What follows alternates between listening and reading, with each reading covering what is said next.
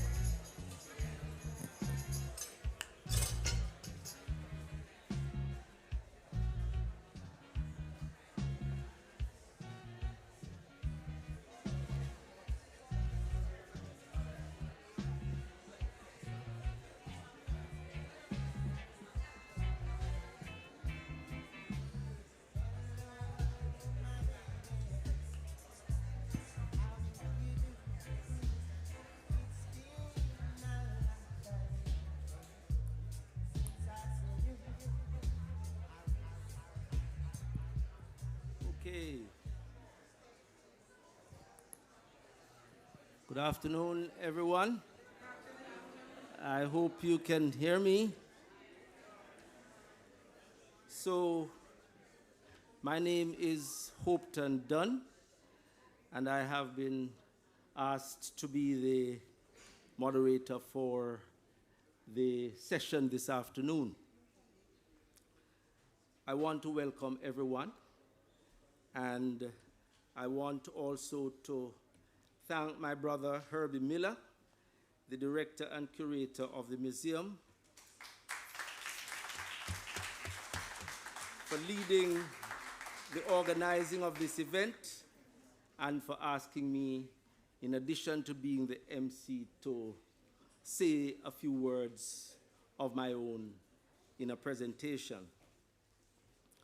Before we ask Herby to come up and say a few words of welcome to you, I would like us to stand, for those of us who are able, to stand for the national anthem of Jamaica.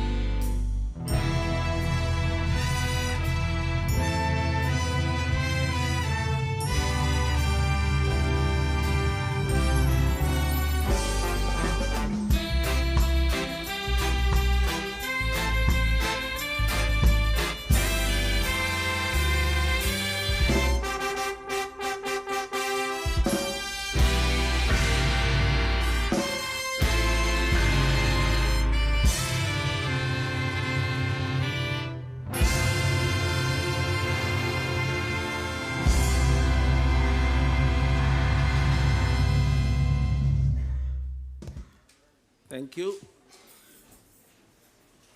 So I call on my brother Herby to now come and say a few words.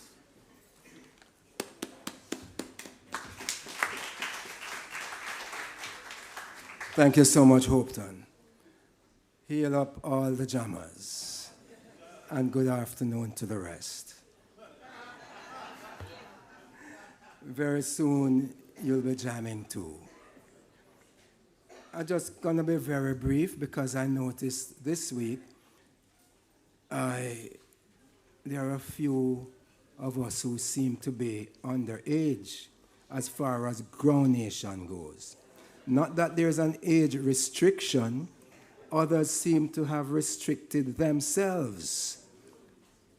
And we lament each year the absence of let me even put it a little high, under 35s. So while many of us still feel under 35, it seems as if some of the under 35s behaving like they're up there. So for those of you who are here as the younger ones, it's very, very much appreciated. But more so if the programs that we provide at the Institute of Jamaica throughout all our departments and divisions would be blessed with more young Jamaicans. It is very, very important. You know, the brilliance that comes out of these sessions, especially from the floor, is something ought not to have been missed, especially by tertiaries. And it's really disappointing not to see our young ones from UWI and and Cass, what Cass' name again? and UTEC, among all the other new brand universities that pop up around here. So young people, give thanks and encourage your peer group to attend. Yeah, you can clap the young people then. The other thing I want to say, which I briefly had an opportunity to touch on at the first week of Grounation, is the terrible hurricane that has robbed us of so much. And while we in Kingston got off easy, a lot of our activities have been impacted. And so, for example, Grounation. We were well funded up to a few years ago. Then came the pandemic. And the funding after that dwindled, but it was still sufficient, and we got through nicely. However, this year, we didn't get our primary funder, which is Chase. I can't cost them because others among us out there suffered tremendously, so we have to put all we have together to help them out. And so instead of getting the nice fry fish and stuff we used to get and the hot chocolate and all those niceties, we're down to just lemonade and crackers and and pick up saltfish. Pick up saltfish. So, but we clap it like if you eat. I didn't mean clap it in that respect. I mean devour it. as though it were salmon and trout and fillets of all kind of others. And we enjoy it. But I want to thank Chrisissa at Spanish Court Hotel, who fed us nicely the first Sunday. B&D Trawlers, late Bonnie Francis's place over here in east, not west, but east of West, beside Craft Market. Eastport, not Westport, or East, whatever you call it. So they came up the second week, and it was nice again. So last week, we bust the back of saltfish, we pick it up, and when I went home, I wasn't feeling so good. Where Steve is, my friend Steve, the great trombonist. Steve, take a stand, please. The great Steve Touré.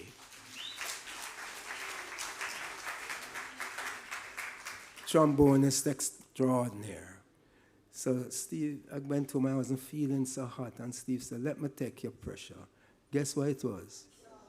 195 over 95. I'm going to say, is the saltfish, you know. So I asked them to soak it from yesterday. Because I'm sure I'm not the only one who went home feeling like that. So give thanks to all of you. We are here, no complaints and no regrets, as Billie Holiday once sang. So welcome to the closing edition of Grounation. My next boss, woman government.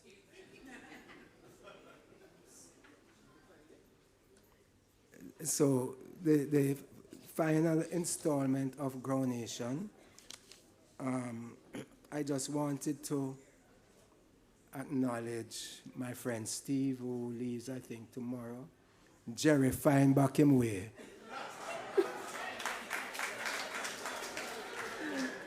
I say everybody asking warm to Jerry. I had to phone Sandra yesterday and say warm to Jerry. She said, you know, him come back today. So give thanks, brethren. What is Grounation without Jerry Small? So I want to acknowledge my executive director, Mrs. Michelle Creed Nelson. And I want to thank her how diligently she has put up with me inside this place. Someone of prominence called to say she'll be here. She speaks in very measured terms, and with that trademark gap in her front teeth. So I hope she'll turn up. I like having her around. So I won't call her name until she turns up. My brethren Lenny Salmon, you see, put on a production for Cat the other night. Trust me, brethren. Lenny, please. Where is he? Lenny, stand up, man.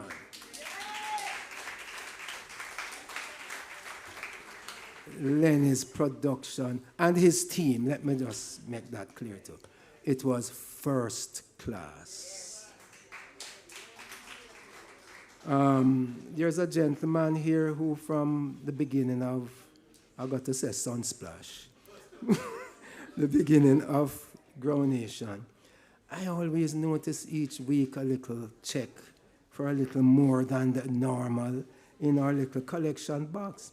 So I decided I have to know who this gentleman is, this person. No, man, I think that Mr. You should have done that. Me must then?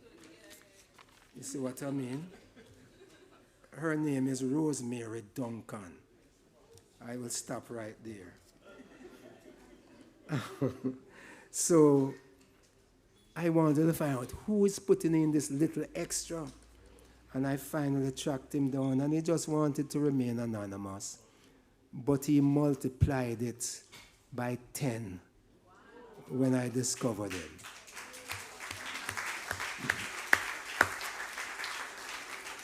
And this year, because of how funding or underfunded we are, he even added a little bit more to it. And if any of you have any packet, luggage, barrel, whatever coming in, go to Freight Handlers Limited. And if you have anything to go abroad, go to Freight Handlers Limited. Thank you, Neville.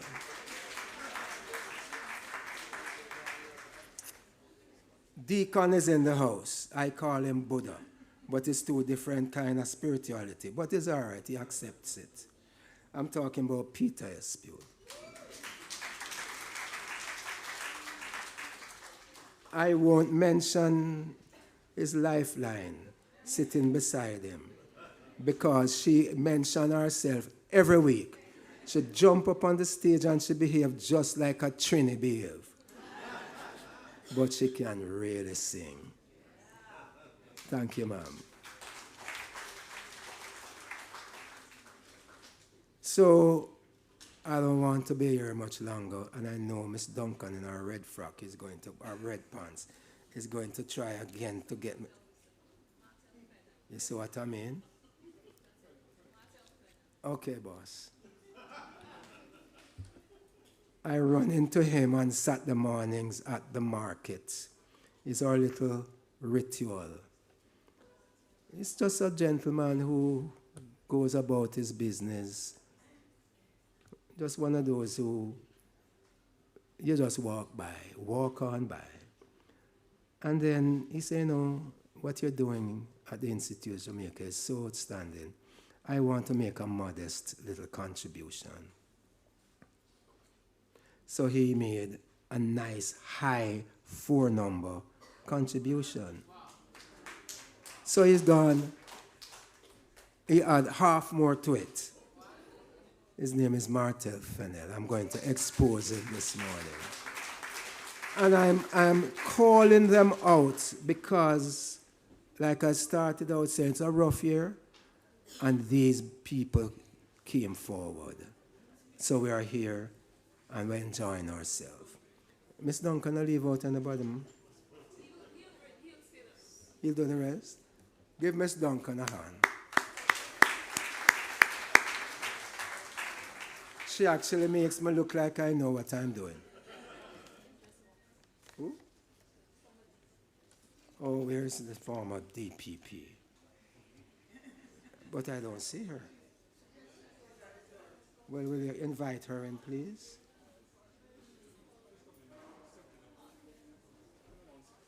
Tell her the clerk of the court's call her.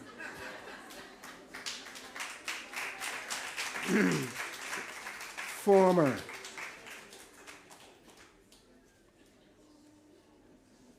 Welcome, ma'am. The smile, the measured speaking, the knowledge, and boy, she did rough, and boy, we must get rough up. Thank you for being here, my dear friend.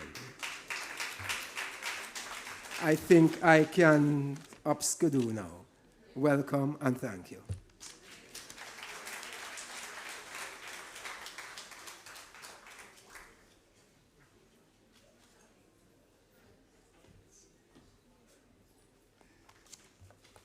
Thank you, Herby. Spoken like an experienced Grounation man. I am relatively new to this, but clearly he is the man. Thank you. I just wanted to add my own words of welcome to everyone.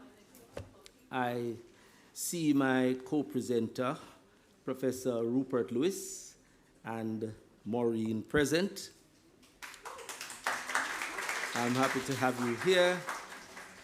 My own wife, Leith, is also here. So welcome, everyone. We will do additional acknowledgements as we proceed. I just have one apology for absence. Dr. Lisa Tomlinson from UWI's Department of Literatures in English, who was advertised as part of this afternoon's program, is unavoidably absent. So we will just make a note of that. Friends, we are meeting at a moment following the recent passing of a number of people, but most recently, the eminent American civil rights leader Jesse Jackson. His career has decisively influenced has been influenced not just by Martin Luther King, but also by our own Jamaican hero, Marcus Garvey, who was before both of them. We also must acknowledge the passing of some local stalwarts. I mention, for example, Sly Dunbar, Cat Core, Bob Clark, and Alma Mokien. We honor their memory and we say, may their souls rest in peace.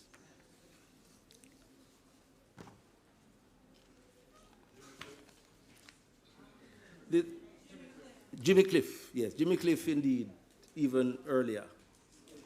So we acknowledge those who have gone before us and thank them for their contributions.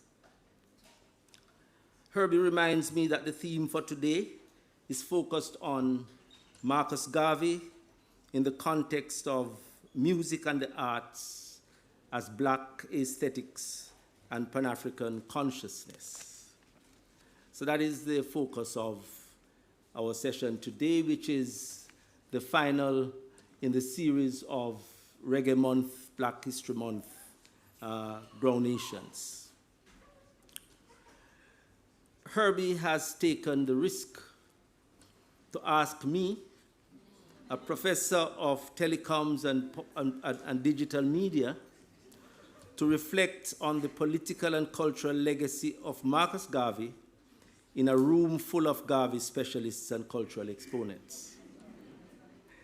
It is a measure of Herby's persuasive abilities that I am here before you today.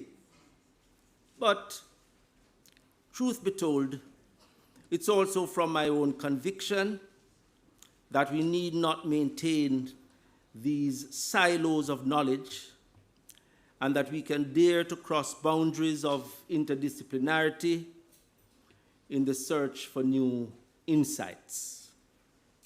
For example, from my point of view, one of the questions that would arise in a context such as this is, what would Marcus Garvey make of AI? What would Garvey make of AI?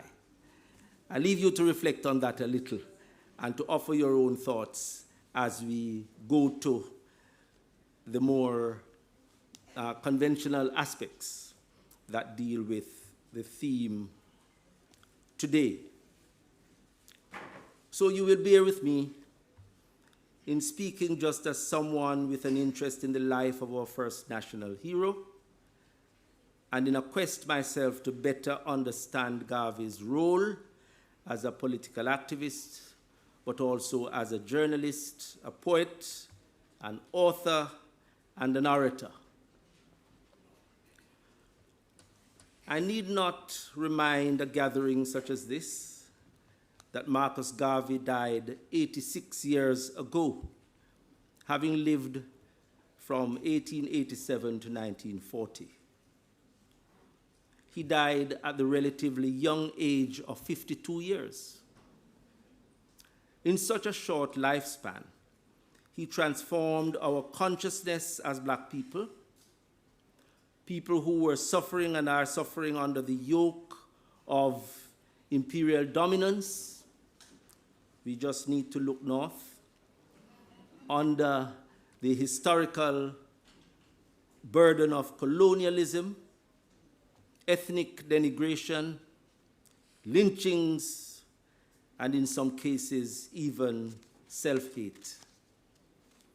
For the record, we may also note that Garvey was the founder and first President General of the Universal Negro Improvement Association and of the African Communities League.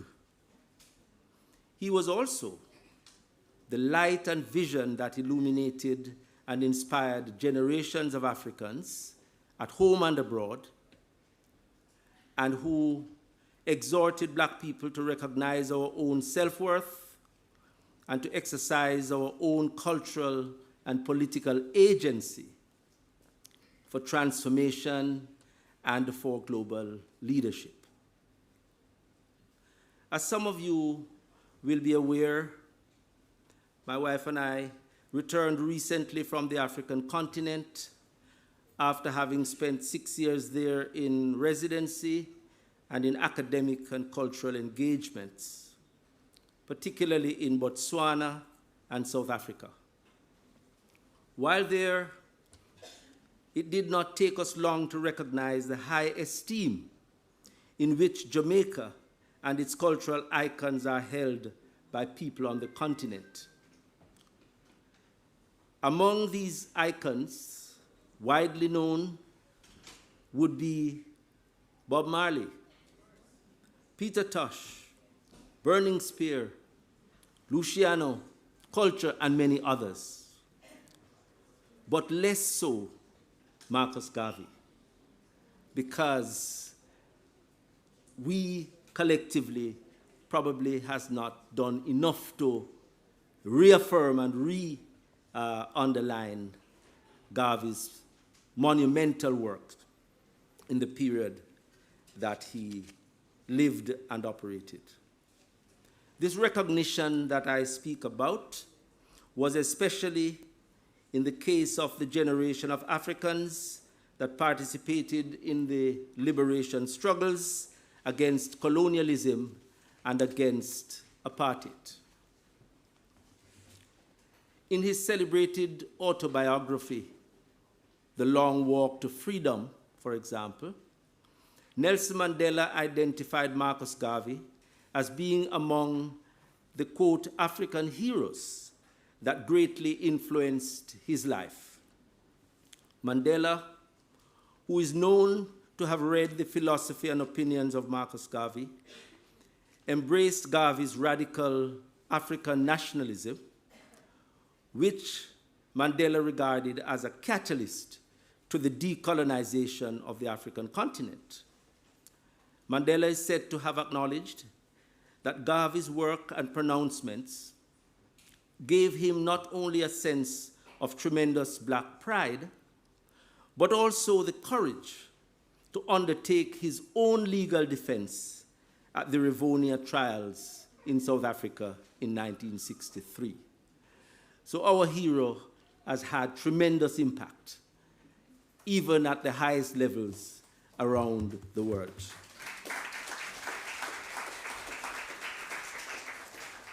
Similarly, Walter Sisulu, Mandela's mentor, who was incarcerated with him at Robben Island, is reported by Chika Isiobo as being greatly influenced by Garvey, and she observed that Sisulu subscribed to Garvey's dictum that, quote, a people without the knowledge of their past history, origin, and culture is like a tree without roots. Such an engagement with Garveyism in Southern Africa and in the wider continent should not come as a surprise to many.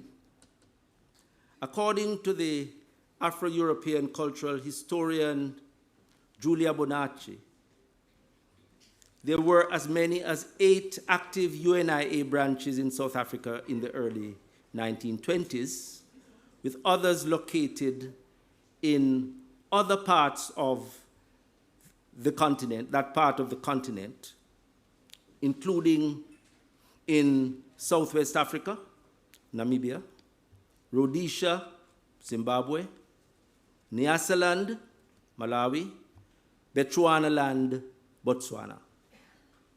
In fact, she noted, and others noted, including our own Professor Lewis, that the Marcus Garvey branches were active in every part of the world with a significant black population.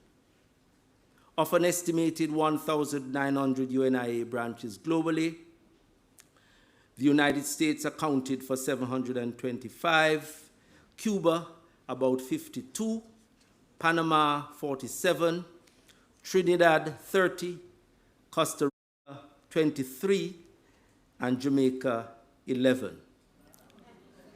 There's something in these statistics that should give us also pause for thought ourselves about the hero in his own land. The Garveyite movement is estimated to have had several million members in the 1920s, making it the world's largest black mass organization. Let us listen, if we are ready, to a little overview by Louis Farrakhan of the Nation of Islam in relation to how he regarded the importance and the influence of Marcus Garvey. I hope we can run the tape. Marcus Garvey, bless him forever and ever. That man organized black people in a way that had never been done before in America. One aim, one faith, one aim, one destiny. Listen to his words. He was imprisoned in Atlanta. All good men go to prison. They don't even fear going to jail. Just fear going to jail for pimping. Fear going to jail for dope smoking. But to go to jail for standing up for your people, that's an honorable sentence. Accept it if that is your lot. Look at what Mr. Garvey said. Listen to his words, if I die in Atlanta, he's in prison, my work shall then only begin. Oh man, think about our brother. In the physical or spiritual, but I shall live to see the day of Africa's glory. When I am dead, Wrap the mantle of the red, black, and green around me, for in the new life I shall rise with God's grace and blessing to lead the millions up the heights of triumph with the colors that you well know. Look for me in the whirlwind or the storm. Look for me all around you, for with God's grace I shall come and bring with me countless millions of black slaves who have died in America and the West Indies, and the millions in America to aid you in your fight for liberty, freedom, and life.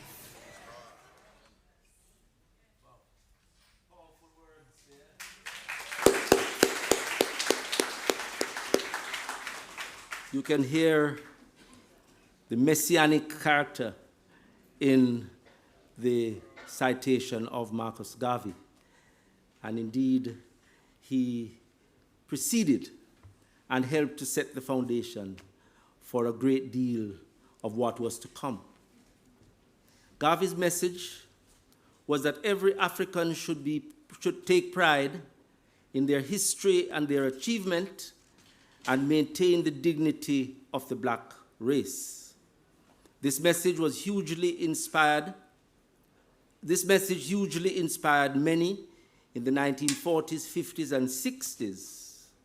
These are the years of decolonization, including leading African and anti-colonial freedom fighters such as Kwame Nkrumah, Azikwe, Jomo Kenyatta, Julius Nyerere, just to mention a few. These persons engaged with and listened to the message of Garvey in the process of going back to form their nations in large part and to influence life in their countries. Among them also was the eminent South African writer Peter Abrahams, with whom we are familiar in this country, who made Jamaica his home in exile from 1945 until 2017, when he died in Jamaica at the age of 97. Abrahams, alongside such other Caribbean and Pan-Africanists, such as George Padmore, C.L.R. James, Ken Hill, Ras McConnell, and others, played important roles in the 5th Pan-African Congress held in Manchester in the United Kingdom in October 1945.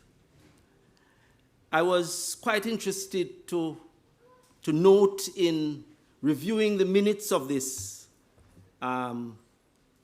Congress that among those who sent messages of solidarity was Theodore Seeley, former editor of the Gleaner, and who was making sure that his presence was felt and his voice was heard in a context where that probably was not the most expected. Peter Abrahams, just to touch back on him, regarded himself as the conscience of the Pan-African movement. He saw Garvey as a hugely important political figure who set the stage for advances in the movement.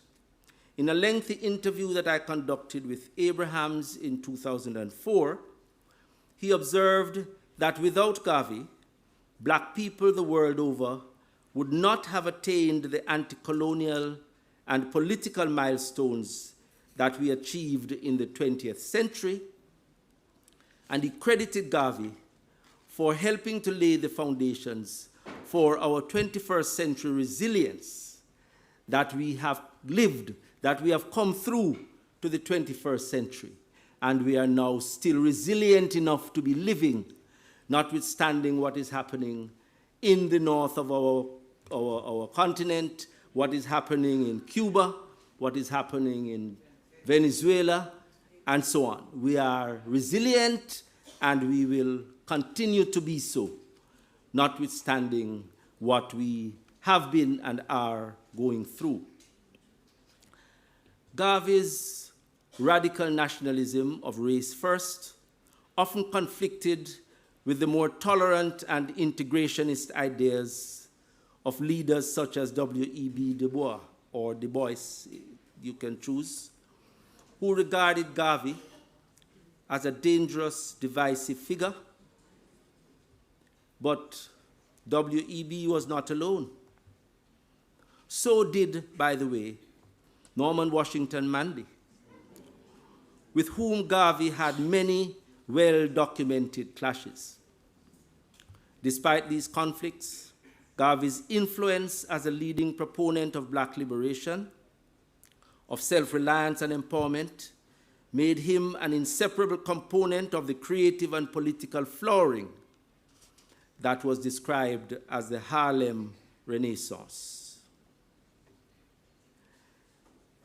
We often hear about Garvey in his capacity as a preeminent political activist with global-level projects for black economic empowerment. And we celebrate him for these wonderful insights. However, we sometimes lose sight of Garvey as a leading foundational proponent of the cultural and creative sector in Jamaica, the Caribbean, and the black world. Garvey created or inspired many songs and creative works used in the political struggle during his lifetime, and is himself the subject of a vast array of musical and cultural productions that have come on stream since. We here will readily recall Burning Spear's haunting reminder in his 1975 song that no one remember old Marcus Garvey, and in his other rousing tune, Marcus Garvey words come to pass, in the iconic album of that same name. I wonder if you could get a few bars of that song, if we're ready. Yes.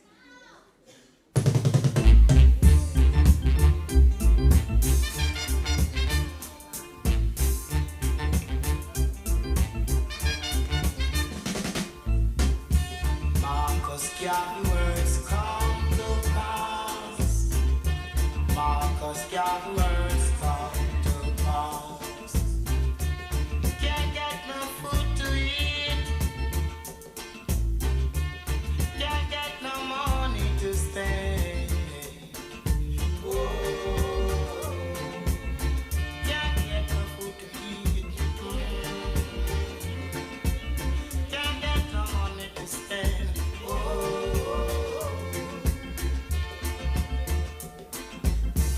Come, little one, oh, let me do what I can for you. And you, hello. Come, little one. Thank you. Thank you. You know the tune. But it lent a little vibes to the moment, and I think it reminds us of our hero. We also recall the Roots Reggae album, or song by Culture, under the name Marcus, and who can forget Bob Marley's implicit celebration of Garvey through the classic Redemption song Anthem. But Garvey's inspiration of musical and cultural expressions was evident long before these and other more recent tribute renditions. Music inspired by him was presented during his own campaigns and political rallies for liberation in the 1920s. This tradition we have in Jamaican political life of combining the music with the political messages at rallies was very much part of what Marcus Garvey led in. In fact, it is by no accident that Marcus Garvey's UNIA established a choir, the UNIA Choir, which performed many of the songs and anthems that were played at his events.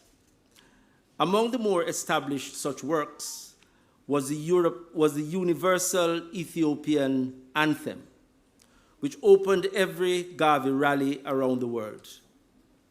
The anthem was written by Garveyite musician Arnold Josiah Ford of Trinidad and Tobago, who was the musical director of the UNIA choir. It was written in 1919 and was part of the wider cultural framework embraced by Garvey's movement. The refrain or chorus of this rousing anthem calls upon the movement, quote, to advance, advance to victory, let Africa be free. Perhaps we can hear also a little bit of the anthem that led Garvey's public addresses.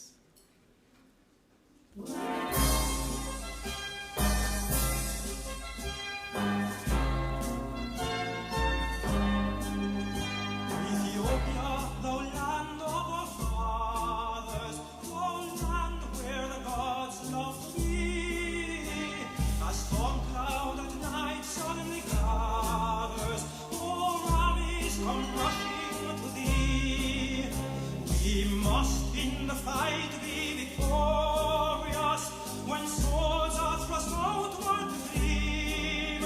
For us will victory be glorious when led by the red, black, and green. Advance, advance to victory, let Africa be free. Advance to meet the foe.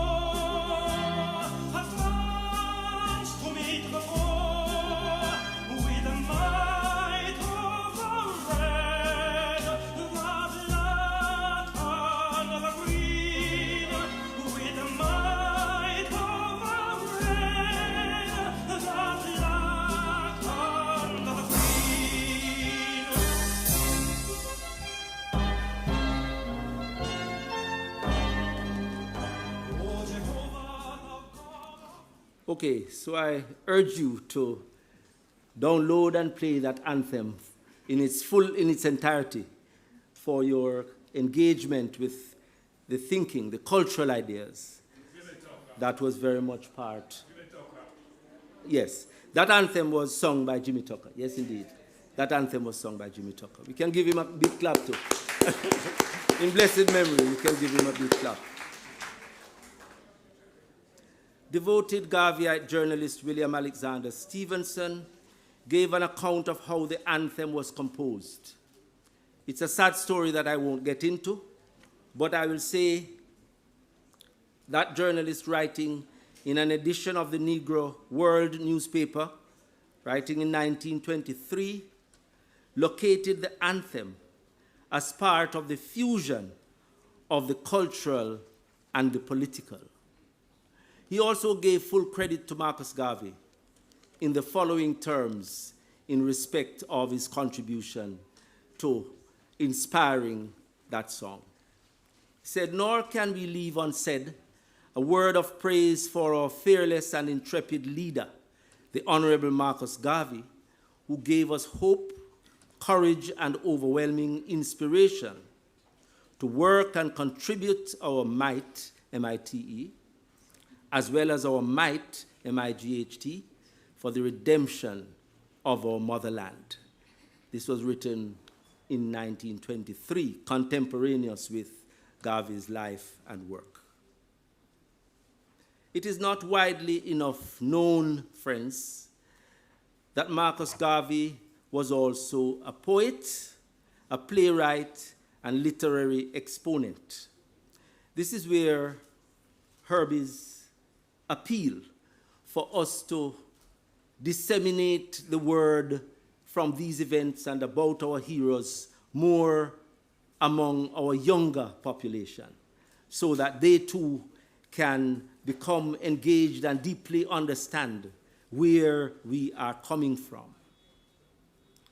Garvey produced and directed at least 7 plays from his base in Kingston. These included plays such as The Coronation of an African King, Slavery from Hut to Mansion, Roaming Jamaicans. These were some of Garvey's plays. In fact, scholar Tony Martin elaborated on Garvey as the creative composer through such books as The Poetical Works of Marcus Garvey and The Literary Garveyism, both published in 1983, extolling Garvey's capacity not only as a political activist, but also as a creative soul. While Garvey, as a journalist and publisher, was prolific in writing essays and prose, his poetry is much less known about and emerged mostly during the period 1925 to 1927, when he was imprisoned in Atlanta. Long before Caribbean poet Derek Walcott was writing the epic poem Omerous, published in 1990, our Marcus Garvey was already producing a 70-verse epic poem titled The Tragedy of White Injustice. This was published in 1927. Many of his other poetic works were released in a volume titled Selections from the Poetic Meditations of Marcus Garvey.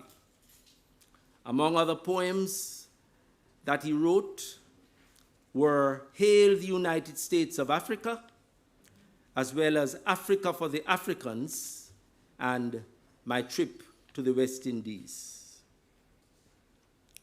We must not forget that Garvey was a master of iconography and aesthetics long before many understood the critical importance of corporate branding. By establishing a flag with the distinctive colors of the red, black, and green, the Garvey brand became unmistakable. His flag, with variations, not only inspired the Rastafari movement, but also the national flags of no less than 5 countries in the continent of Africa: Ghana, Kenya, Malawi, South Sudan, and Libya. The star in the Black Star Liner logo also became a symbol for many other cultural establishments wanting to establish an association, a connection with the work that Garvey had attained. Also, by adopting his ceremonial attire and establishing uniformed groups, Garvey demonstrated the importance of aesthetics. He knew that symbolic authority need not just reside in European royalty or in the traditional Western society, but that Garvey could lead us in seeing ourselves differently in the way that he was attired. And so, friends, we can conclude that Marcus Garvey was both a political and a cultural icon. The cultural and political are not to be seen as separate, but as two sides of the same coin. While the social sciences will embrace his work to understand the context of his quest for power, we must also deploy the lenses of the humanities to understand how that quest was creatively articulated through song, through art, through poetry, and through other creative means in an attempt to reach and to be of service to the people. Garvey's multifaceted life and public engagements demonstrated the power of performance in the presentation also of substance. Garvey, a complex and dynamic figure, expertly navigated this duality at the head of a historic international movement of a kind that the world had never seen. He was as much a creative artist as he was a political operative, because he understood that art and life are inseparable in the quest to dismantle colonial ideologies and in the search for the creative empowerment of people. Thank you.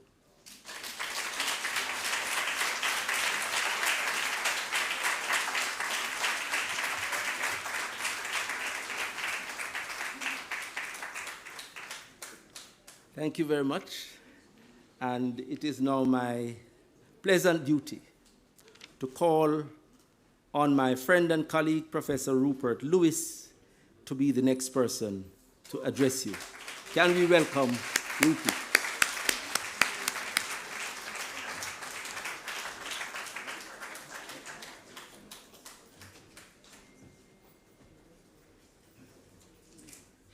This is when you started to live at the residence of Amy Jacques Garvey. Yes, Tell us about that. I started to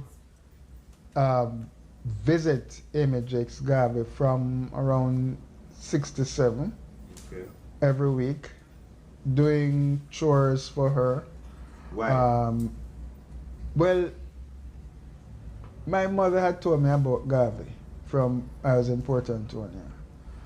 I was aware of that. When the body was brought back, I wrote an article for my school magazine on Garvey. So before I went to university, I was aware of and interested in Garvey. So this led me to inquire about his wife. And I went to her home, as was the case with so many other people, to speak with her. So from around 1967, I was in touch with her on a weekly basis. From around 1969, she allowed me to stay in her back room. So I lived there from 69 until her death in July of 1973. And I regard that as my second sabbatical, because she was a very inspiring person, a very down-to-earth woman. Feet on the ground, dealing with issues which even the husband was not dealing with. I give you one example. One is this family thing was central to her whole perspective. I don't think he had much time as a political activist to pay attention to that. So she Kept the family unit together. She kept the family unit together.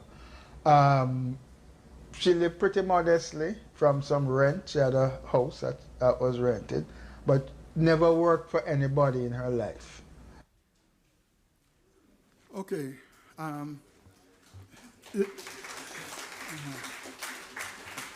Let me thank Professor Hopton Dunn for his brilliant exposition.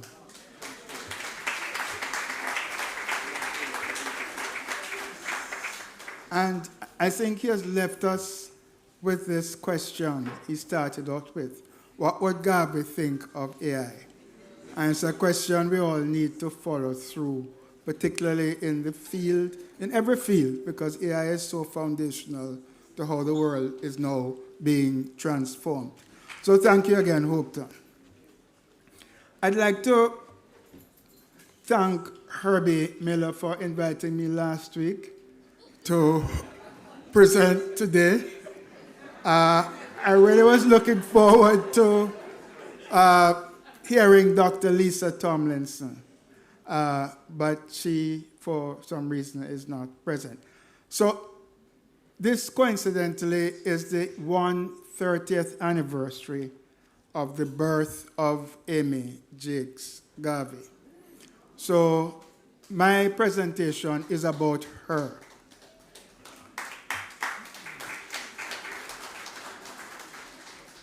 And let me begin by saying, we always have to remember that over 300 years of British slavery and colonialism continue to have a huge psychological impact on our sense of who we are, our mentality, and our place in the world. It has affected our economic life, how Jamaican economy is structured. Those traditions are not transformed in a short space of time. But there's also Black History Month. And Dr. Carter G. Woodson, the African-American historian who was born in slavery and then moved to be educated in Harvard, which is quite a leap forward, which goes to show how slavery and colonialism suppressed the enormous talents that we have as a people. And we tend to underestimate our capabilities. I first saw the miseducation of the Negro in Mrs. Garvey's book collection at her home at 12 Mona Road. She not only had read the book, but she knew Carter Woodson as well, because like her, Carter Woodson was a contributor to the Negro World newspaper of Marcus Garvey. The other historian who contributed to the Garvey movement and contributed even more broadly than the Garvey movement was J.A. Rogers, a man who was born near Negril and who became a self-taught historian. And there are a number of books that were on Mrs. Garvey's shelf. J.A. Rogers' World's Greatest Men and Women of African Descent, 100 Amazing Facts About Black People, and other titles. And J.A. Rogers was one of the journalists who covered the Italian War in Ethiopia, gave huge coverage to it. Amy Jacques Garvey focused her labor on the miseducation concerning Marcus Garvey and the Garvey movement. Her work as a contributing editor to the Negro World, she also provided leadership for women, instilling self-confidence and pride in a racially degrading societies, colonialism, American racism, and standing up alongside the men for rights and justice. A book of her writings has been published under the title Amy Jacques Selected Writings from the Negro World, 1923 to 1928, edited by Louis J. Parascandola. And the Negro World was read in a particular way. It was read in community. It was read at Liberty Hall meetings, and the articles were discussed. So it was part of the public education at Liberty Hall meetings on a Sunday evening. The Negro World was also translated into African languages through the Liberty Hall meetings. Jomo Kenyatta writes of that in his book, where he talks about people translating the Negro World articles into Kikuyu. And that applies to other parts of Southern Africa. So we get a sense of what the Negro World newspaper, it was published in English and Spanish, because as you heard from Hopetown, there are a lot of Hispanic-speaking blacks who followed the Negro World newspaper. I just quote from two articles to get an idea of the views expressed. In just one sentence, there's an article Amy Jacques Garvey wrote in July 10th, 1926, exactly 100 years ago, called Black is Beautiful. And she writes, the urge for whiteness is not just a mental gesture. It is a slavish complex, the remnant of slavery. And we still, as we know, have that complex. So understanding slavish complex is important because the institutions that we are now building in the world that has become independent since the 1960s has to have in its educational system the idea of the miseducation. Unfortunately, many people in the transition years from colonialism to independence felt that that transition was something of a seamless transition because we had learned well under the British. We would go to the schools, would go to the churches, we would, in all the values that were inherited were not being critically assessed to see what was good and what was evil in what we had inherited. So a discriminating approach towards the colonial legacy was absent. And that discriminating approach was very much in Amy Jacques Garvey's journalism. Another article, The Tidal Wave of Oppressed Beat Against the Color Line. And here she was an acute follower of international relations. Her father, George Jacques, who had lived in Cuba and lived in the United States, she says, used to have her read articles in the newspapers and discuss them when she was a child. She was the eldest child, and Mrs. Garvey always said that she thinks he wanted the first to have been a son. So she treated her as if she were the son. And she had a lot of pride in that because she did not consider herself the average female. And I'll come on to that a little later. So Hopton quoted from referred to philosopher opinions. These books were compiled, edited, supervised for printing by Amy Jacques Garvey in 1923, Volume 1, 1925, Volume 2, as part of the campaign to free Marcus Garvey from prison, from Atlanta prison, part of her campaign. And when she brought the book to him in Atlanta, he told her, this is part of the job, but your next job is to get a copy to every congressman and senator. She complained that she had lost weight. She was down to 98 pounds because of traveling from New York at that time to Atlanta, supervising the editing, the printing, and so on, had taken a lot out of her. My focus, however, is on the period after her return to Jamaica. She returned to Jamaica on December 26, 1927.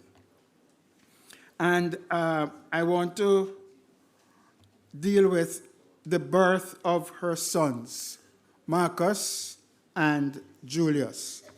And when I first read Garvey and Garveyism, I was more interested in Garvey's political trajectory.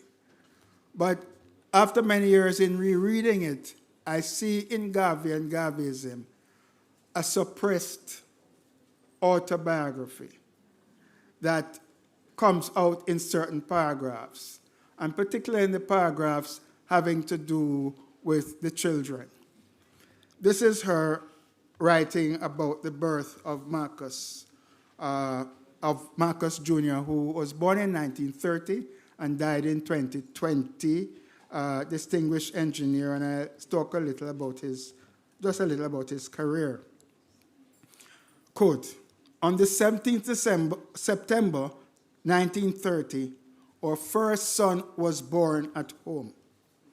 The maternity nurse in attendance telephoned him the news. He came to see what the baby looked like, beamed all over his face, and returned to the office, like most proud fathers, to say, I have a son. He inserted an announcement in the newspapers of the birth of Marcus Jr. He arranged for and attended the christening at St. Luke's Anglican Church. After that, we received a letter from a branch in Lides, Everton, South Africa, wishing the child God's blessing and stating that he should have an African name. Call him Sepu Musi. Musi means ruler, Sepu, hope to be free. Out of the presents I received for the baby, I bought a Holstein cow heavy in calf. When I told him, he said, "Why did you? A cow is hard to handle." But said I, "You can't borrow a cow." Afterwards, I discovered by tracing a registered letter addressed to me that he had instructed the postmistress to hand to his secretary all my registered letters. How much of Junior's gift money he got and used for the organization's work, I never knew. When the cow calved and was going dry, I sold her and engaged a Jersey cow heavy in calf, but it was rainy season and not wise to bring her down from the hills. In deep distress one day, he came home and borrowed that money. I had to sell the calf and all my ducks and fowls to pay for the cow, as he was unable to return the amount. Now, I'm not maligning Marcus Garvey. I'm simply indicating the domestic dimension of life and the pressures on a political activist who does not have a reliable fixed income. I turn to Julius. Julius was born in 1933. He is still alive and very active, probably best known for leading the campaign which led to President Biden pardoning Marcus Garvey towards the end of 2024. But Julius has been very active on the Garvey front.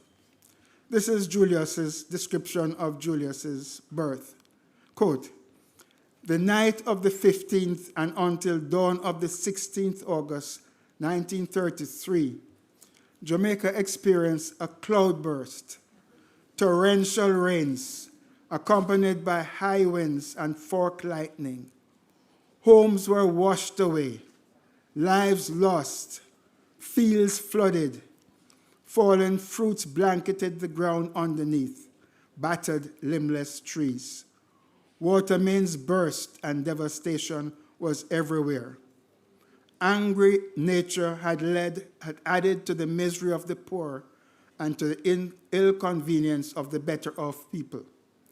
Into this scene of confusion and distress, our second son arrived that afternoon. His father named him Julius after Caesar and Winston after Churchill. He was round-faced and dark, resembling him. Junior called the baby, that is Marcus Jr., called the baby Chubby. He also was christened at St. Luke's Anglican Church. Now, I want to turn to a critical moment in the life of husband and wife. They left Jamaica in 1935, Marcus never to return. But in 1938, Amy Garvey decided that the weather was not the best for her first son, who had become arthritic. They obviously had had discussions about going back to Jamaica. And Marcus was clear he was not returning. The international organization, London was the best place, and so on. So Amy decided she would leave with her children in 1938 while husband was in Canada on a visit to different UNIA branches. That rift never affected the boys because she never allowed what happened between her and the husband to in any way affect how the boys saw their father. And you'll see in volume 7, edited by Robert Hill of the Garvey Papers, the correspondence between Marcus Garvey and the two boys, the two sons. So it never affected also, and I think it even spurred on Amy Jacques Garvey's work to promote the legacy of her husband. I want to focus now on the education of the boys. If you have no fixed income, ready, steady income coming in, there is a challenge if you are to give your boys the best of education. And over time, as you'll see, they got the best. Emory University has a collection of Amy Jacques' letters to leaders of the UNIA, the President Generals and so on, because she acted as a guide to those leaders who took over from Marcus Garvey, always in correspondence with them. And this is a letter written in 1951. I am sorry I would not be able to come to America this summer, as Marcus is taking his intermediate LLB degree next month. He has to be working in the day. He won't be able to get leave to study at the last minute, as he has been transferred to the Commerce and Industry, the departments in the government dealing with that. And work has piled up. So he gets very little sleep at nights, studying. Julius is taking his higher school's Cambridge exam in November to December. There's no one in the apartment but us. I could not leave them at this time. They only have me and no financial backing to reach the heights to which their brains direct them. I want you to keep that in mind. The heights to which their brains direct them. That is her vision. Education is very expensive here and in England. Now, further letter to Thomas Harvey, 1951. Now about the boys. Marcus is not content with one degree, that of BA. Marcus got a BA degree at age 18. He has registered to take the intermediate LLB exam in September. His handicap is lack of funds, as he will have to go to England for 3 years to read for the bar, which is different from the degree in law. In registering at any of the inns, he has to pay £160 before he leaves. So that is a rub. And then she goes on to complain about a particular UNI person who had collected money for the boys but robbed every penny of it. I boil with rage. Julius Winston is to take his higher school's exam in November. He's doing physics, chemistry, maths. I cannot keep him any longer in school after that, so he will have to go to work. This is the time he wants money too, to go to the university here to further his studies and take his BSc. But where is it to come from? Would to God Marcus could come to life again and rise up in Madison Square Gardens and ask the Negroes, peoples of the world, have they kept the faith and taken care of his two boys? Now, the trajectory of the two boys, to summarize, Marcus came back to Jamaica after working in England. He had gotten into fights with white gangs, the Teddy Boys, and that had affected him. He was a very angry person when I knew him, very angry. He taught maths at KC and at Kingston Technical. He did a maths and physics degree at UWI. In the 1980s, he worked at one of the top companies in the United States dealing with fiber optics communication, 1980s. I have letters from him. He's very happy that his training in science was being developed at the highest level, cutting-edge technology. My urologist, who I go to regularly, and I advise all men in the audience to follow up on that. My urologist, the famous Dr. One, I'll call his name, he was taught maths by Marcus. And he told me one day when I visited him, he told me Marcus had such a temper. A student had mentioned something negative about his father. And he invited the boy to come outside and repeat what he had said. That's the kind of person I knew. Julius went to McGill University. And he went there with his cousin, a man called Denny Ripoll. And Denny Ripoll was the architect for many of the buildings you see in New Kingston, right? After Julius graduated from McGill, or even before to get into medical school now, he had applied to the best colleges that he could find. One of the colleges was the Sorbonne in France, and the other was in Geneva. He got into McGill and completed his medical studies, and later became an Albert Schweitzer professor in New York. So I'm just pointing to you, a woman with very little money, but with a vision for the best of her children.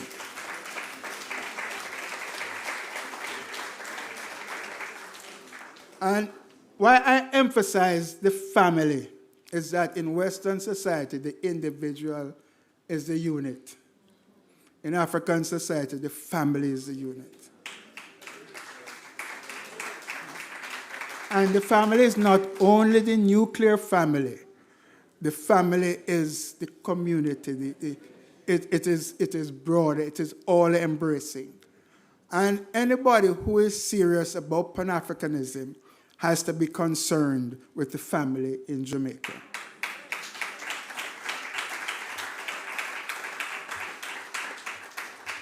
I want to turn now to, after dealing with the family, the fact that Hurricane Charlie, I was 4 years old when Hurricane Charlie hit Jamaica. And it was not anywhere as bad as Melissa, but it was awful. And Amy Jacques Garvey lost her roof. Part of her roof gone, she wrote. No lights, getting water now, but poor quality. We are safe, but clothing wet, also books and some furniture. And then she went on to rally her UNIA support to bring in some 38 packages of supplies for people in Jamaica. So I raise it because we're talking with the backdrop of Melissa and the care for ourselves, our neighbors, and so on. The political Amy Jacques Garvey, and I'm about to wrap up, she had a very flexible mind. Houghton referred to Marcus having conflicts with Du Bois and with Norman Manley. She didn't take those conflicts into her relationships with them. In the 1940s, she was in conversation with W.E. Du Bois about the Atlantic Charter. The Atlantic Charter was a charter of self-determination that the United States developed after World War II. That was the charter for which preceded the reconstruction, not only of Europe, but some kind of advocacy for developing nations. So she was interested in organizing with Du Bois to ensure that the right to self-determination also affected black people. Because of her interest in education, she campaigned for Norman Manley in the 1944 election. So in understanding the story of Garvey, you have to also take into account her own work and her political judgments in the decisions that she made on her own.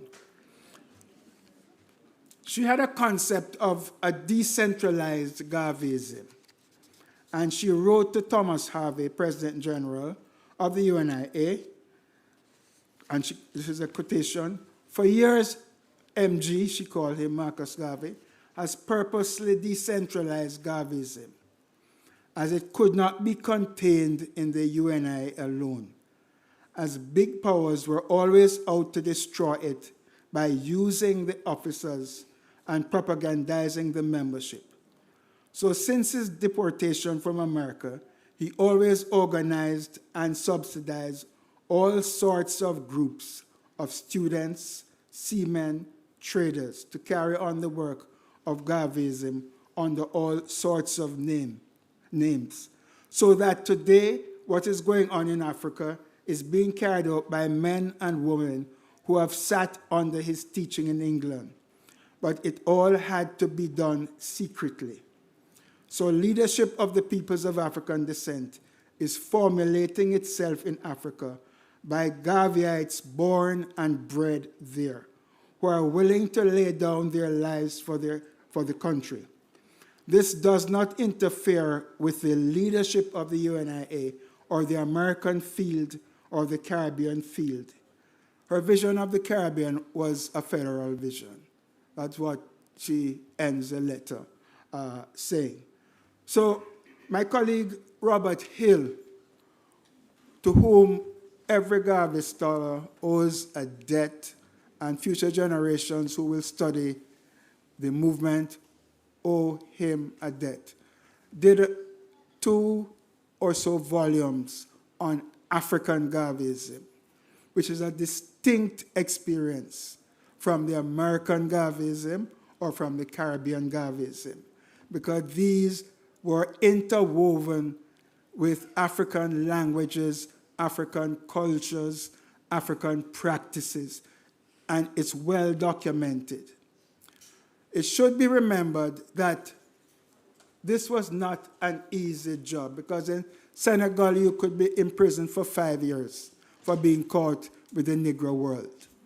In Namibia, you could be arrested. In South Africa as well. So the question of the forms of organizational struggle becomes important and crucial to the expansion of the Garvey movement in Africa was the Christian church. And African Christians rebirthed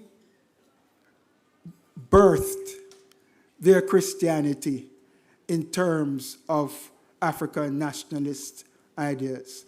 And therefore the church, as it was in the United States, becomes an important institution in the promulgation of the church. You remember Reverend Desmond Tutu as an example, Reverend Sitole. There are a number of ministers, because the clergy in the colonial days and in the United States, the clergy was a place of upward mobility for blacks. Because they created their own churches also, they had developed their communities, developed their congregations, and had their messages. And Garvey himself has a number of sermons. There are Christmas sermons, there are Easter sermons. Again, another aspect to add to what Hopton so brilliantly provided us with. A 1971 letter by Amy Jacques Garvey. The UNI is not the only vehicle that conveys Garveyism. It was the first, but it long ceased to be able to contain such a worldwide dynamic force. So those of you who did zoology and the amoeba, you cut the amoeba in parts and it still spread. You understand the metaphor for that. Amy Jacques Garvey, and I want to just play the tape of her speaking.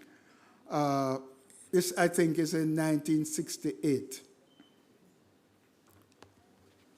When you hear that Jamaica, independent Jamaica, has a black prime minister, you say, well, those people are in power. That's black power. But that's baloney. That is hogwash. That's a damn lie. But Jamaica wasn't ready to elect a black leader. Okay. I wanted to end with her because this is a woman at around in early 70s. And the energy that she exuded, we considered her a part of the radical movement of the late 60s and 70s. She was integral to that. She spoke at the Students' Union on Black Power. She was on the road outside her gate, cheering on the students who walked to protest the ban of Walter Rodney.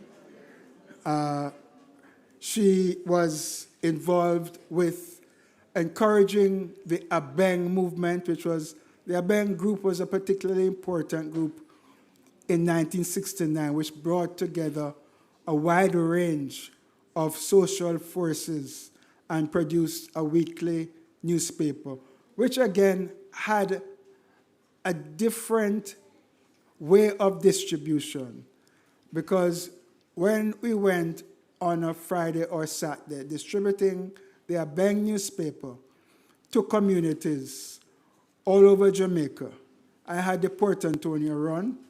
We would stop in Outer Bay, Buff Bay, St. Margaret's Bay, Port Antonio, reasoning with people. So that was the nature of it. Remember, D.K. Duncan took Abeng into the St. Anne area. Trevor Monroe took into Manchester. Horace Levy took down going on the north coast.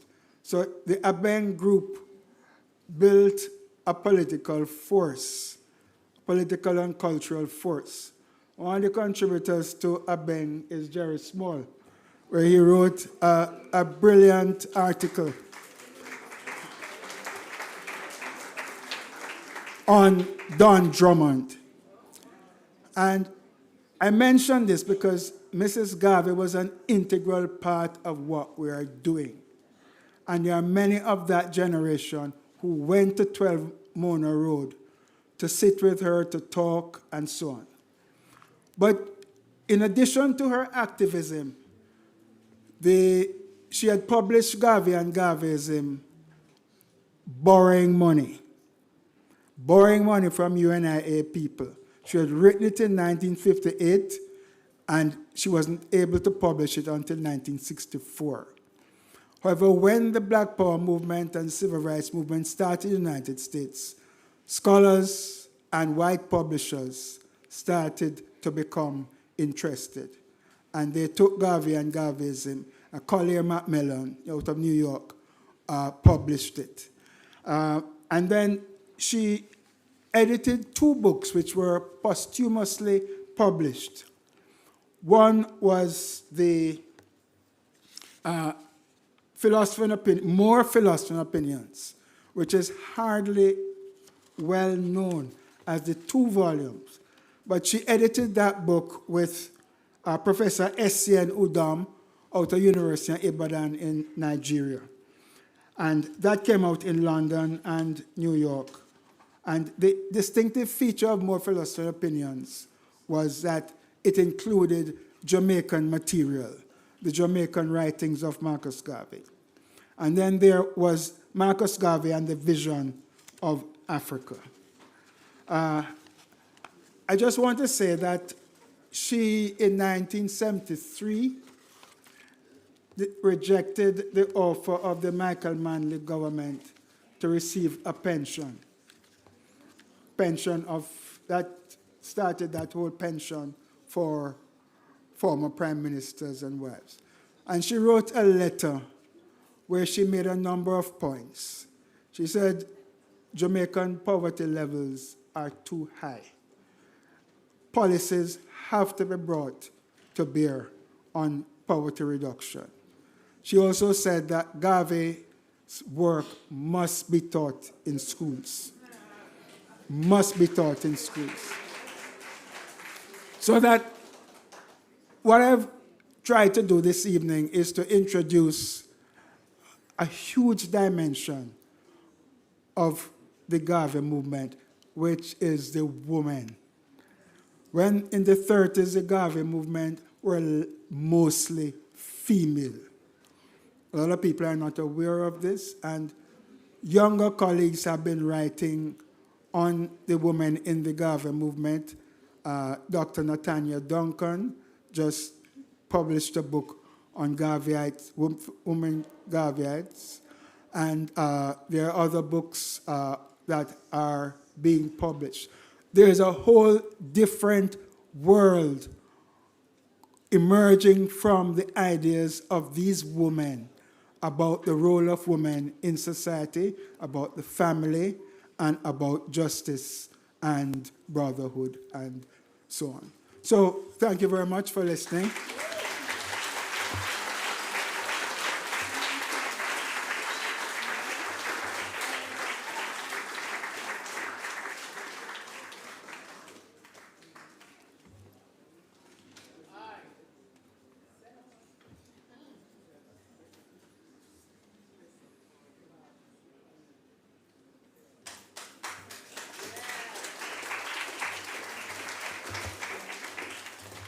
Yes, thank you very much, Rupi, Professor Rupert Lewis, for that enlightening and very interesting tour of what goes beyond the Garvey that we have known. And we got a bit of exposure about the firebrand of a woman that she was and the determination that she exercised in the bringing up of their children. Very important. Let's give Rupi another round of applause.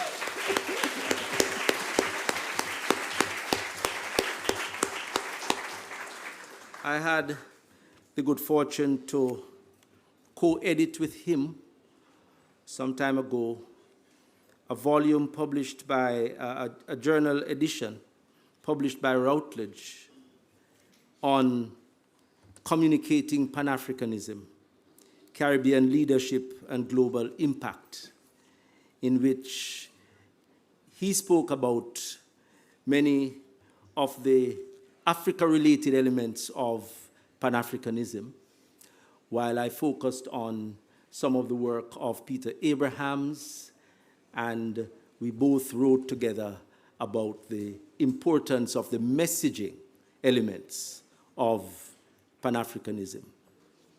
This volume is important because not only of what it contains, but it is also the volume in which Professor Barish Evans made his final contribution before he passed away. And therefore, we are able to see his last insights through this particular volume. So it was a great honor to work with these colleagues and scholars, my seniors in the academic world, on this particular subject matter. And I'm proud to say that the cover of the volume was containing a painting by Clinton Hutton that Routledge was happy to adopt as part of this particular volume, which was an award-winning volume at UWI, by the way, for best publication in humanities. So, very well, Rupi. So we come next to third presenter in the curator and director Herby Miller, who must now come and make his presentation, following which we will have a short period of Q&A, and then we will say something else about what happens afterwards. Herby, is Herby here? Yes, please.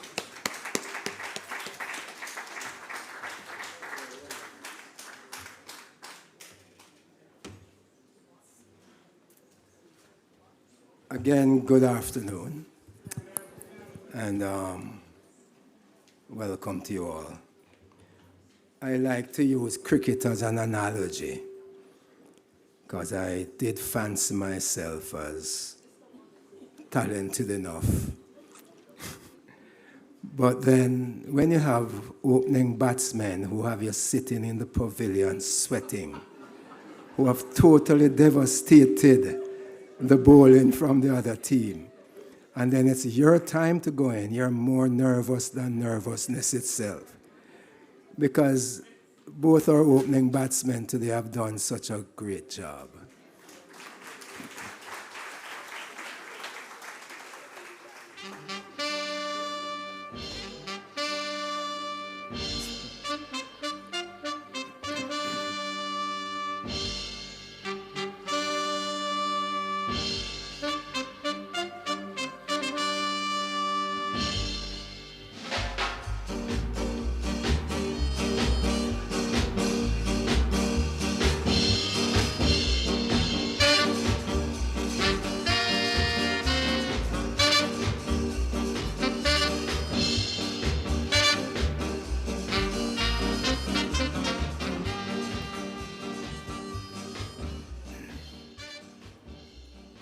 You know, for many of us of my age group, man like Jerry among others, we spent a lot of time in dance halls, gully bank, ballpark, wherever youth hang out to reason.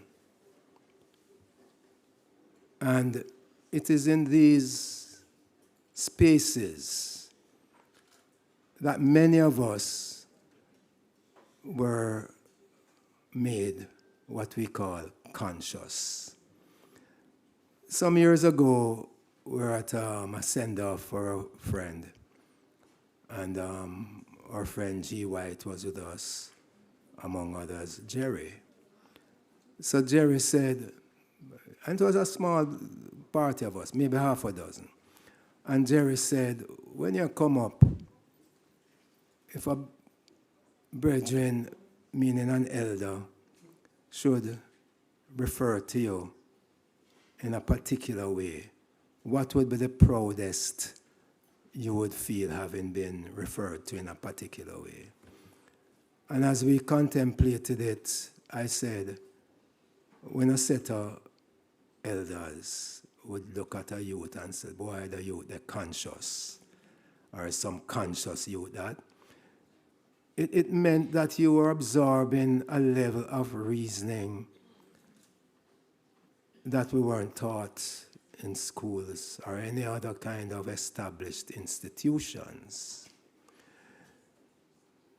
But important to that message and how we received it is what I keep on advocating for, the arts as historic narrative.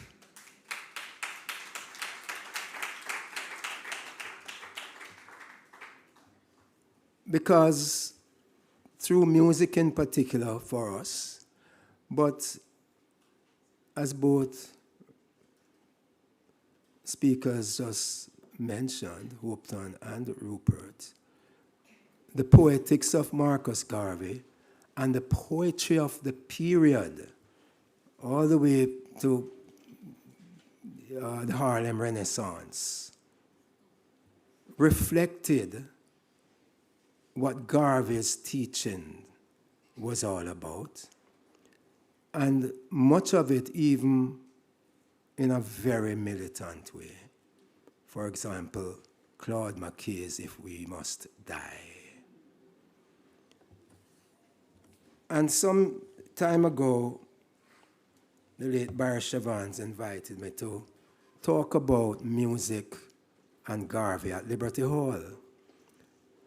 That presentation is now a chapter in the first edition of 76 King Street, the Marcus Garvey Journal.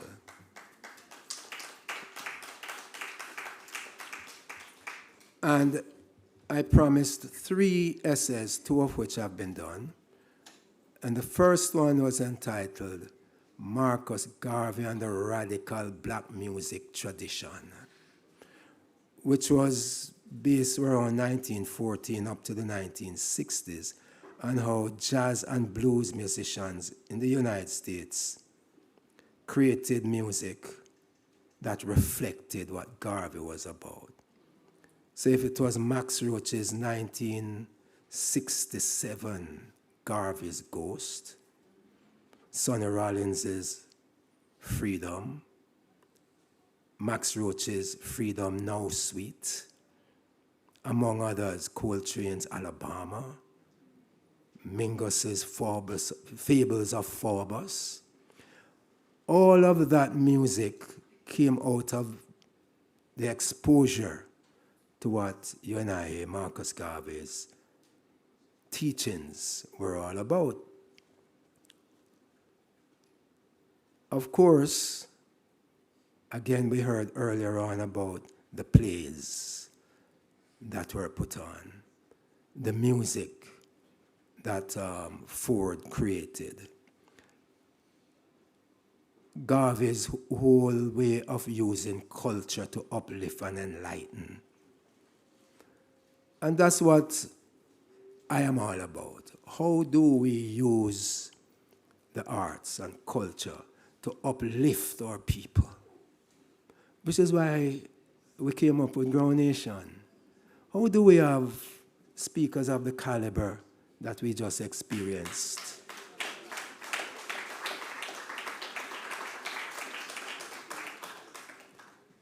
Over the 14 years of Grounation, punctuated in the end by music and dance and poetry and all of that, to highlight, to punctuate, to underline what scholars had just reasoned with us. And so, when I listen to, in particular, instrumental music, and I see titles like Addis Ababa, Mesopotamia, Max Roach's South Africa, Archie Shepp's The Long March, I start to realize how instrumental music was saying something to us if we paid attention to the title of the song, the feel of the song. It might not be celebrating, it might be lamenting. But you have to understand all these nuances embedded in instrumental music. So at the reburial of Marcus Garvey, when his body was exhumed and brought back to Jamaica, Don Drummond stepped forward and made a song called Reburial. Then we learned about Julius and Marcus Jr., so he cut another one called Marcus Jr.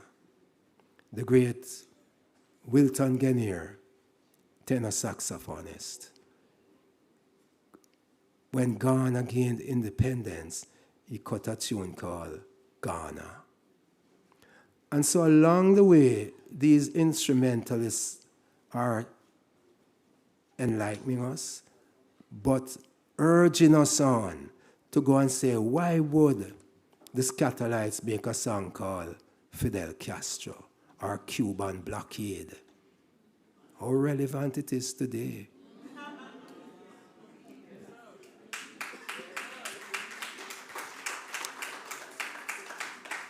Here comes the Scatolites again with Paul Bogle, Nanny's Corner. What were they trying to tell us in that abstract form of instrumental music? But then you get so many others who are vocalists. For example, the Burning Spear, whose Marcus Garvey album turned 50 last year. I had the privilege of dealing with that at Calabash. But this year, Peter Tosh's equal rights, no, legalize it, turns 50. Next year, equal rights turns 50. And yet, I differ from those who point to today's music as such a high peak. Yes. And personally, I'm prepared to debate them all. Because as good as it is, as much as many of these contemporary musicians are trying their very best to maintain a standard set by Jimmy Cliff, Peter Tosh, Bob Marley, Burning Spear, Third World, them lick him with them whip and grandpa feel the rhythm. If you really listen inside the music and not just surface to just jump and dance and sing and prance, you're in a history class, a sociology class, a political science class. And so I'm going to ask Jeff to just go through the slides I've put together, and we'll talk about that. Go ahead, Jeff.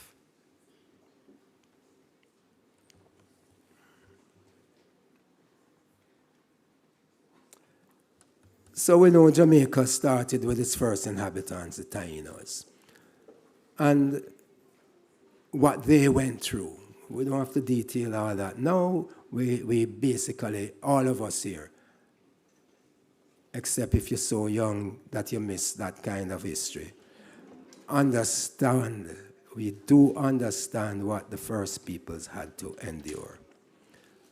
And then, you can just move them along, Jeff.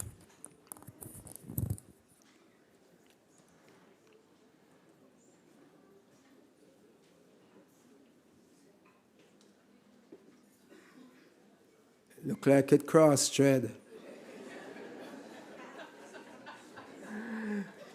Go ahead, Jeff. Try and move it along. Something is hitching. There you go. So, you know, they have their own rituals, their own spirituality, their way of life. And then here comes this monstrous-looking thing, I'd imagine. A big old ship. And then their little canoes. Keep on moving, Jeff. And what that encounter meant. The conquistadors. But if you see on the right there, it's like they're at some dance or other playing the drums and having a good time. Keep it moving. And you can double click to get sound at some point. Again on the right, all of the violence that they endured.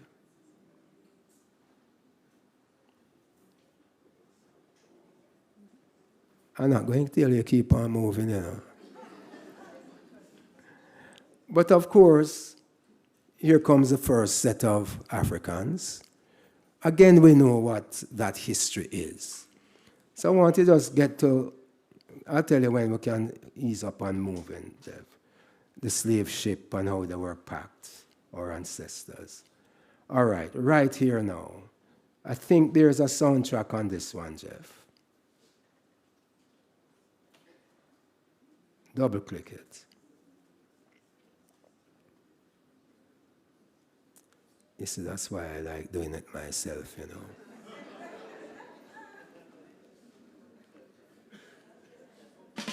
There you go.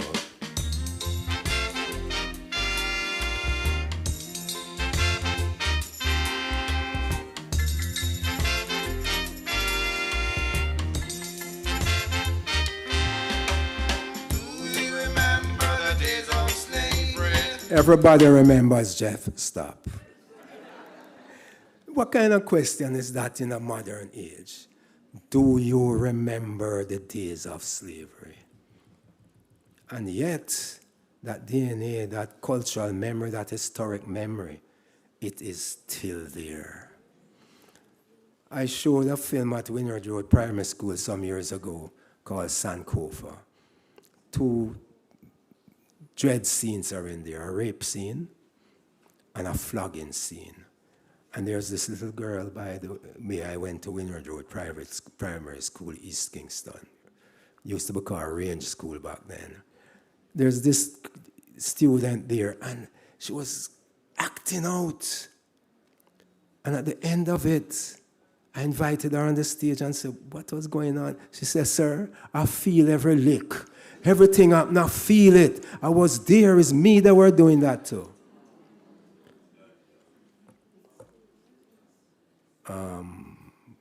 The late Kamau Brathwaite and I went to see a movie in one of those little art theaters in New York called Strange Fruit, the name of the movie.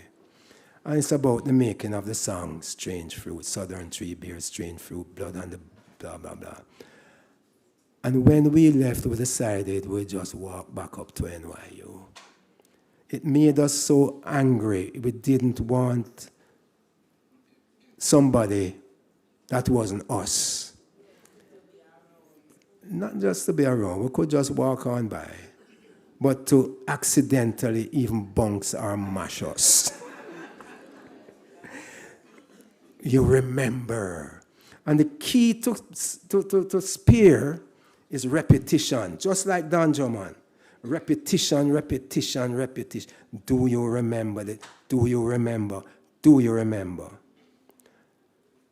Spear remembers and is trying to remind us and encourage us to remember. But then Spear is the man who most beautifully maintained Garvey in music. Many have done a one-off and so on, but Spear made that his journey. Marcus Garvey. Move on, Jeff. So check out Red Fox, you know, that famous comedian who we associate with so much just other than politics. That's him. But move on again, Jeff. Big Youth, the great Manly Buchanan.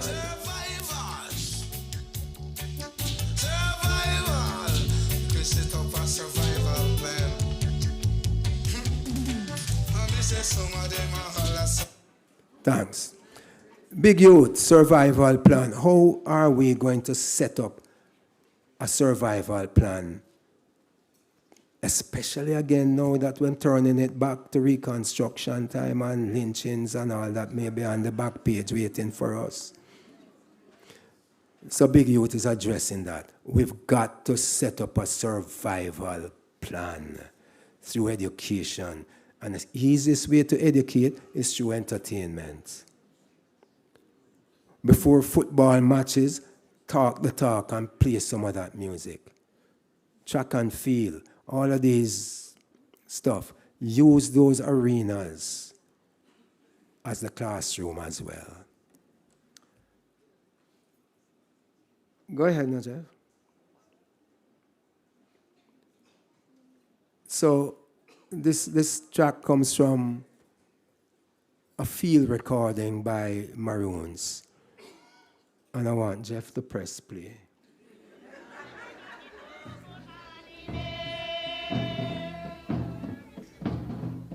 So, Grounation this year is, keep it on, thanks Jeff, is African to Jamaican music and Creolized black culture.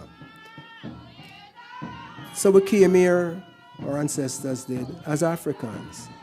But we're thrown together with the Igbo, the Igbo, guys from Calabar, from wherever, Cromanti, all of us had to come together. Different languages, different philosophies, different spiritualities, but we had to communicate. So we make up a language, but I'm called Patois. And we understand it. But music, in my estimation, was that bridge that conveyed that information, music, dance, etc., in everything. Before you were created, in the act of being created, perhaps some nice music was being played. to the point to the point where the baby born and we celebrate with music, the christenings, etc. All the way through life, to the very end, there's music. And so the music, you're going to have a dance. And through the music, we're telling stories, giving praise, lamenting, celebrating, and so on. So move to the next track, Jeff.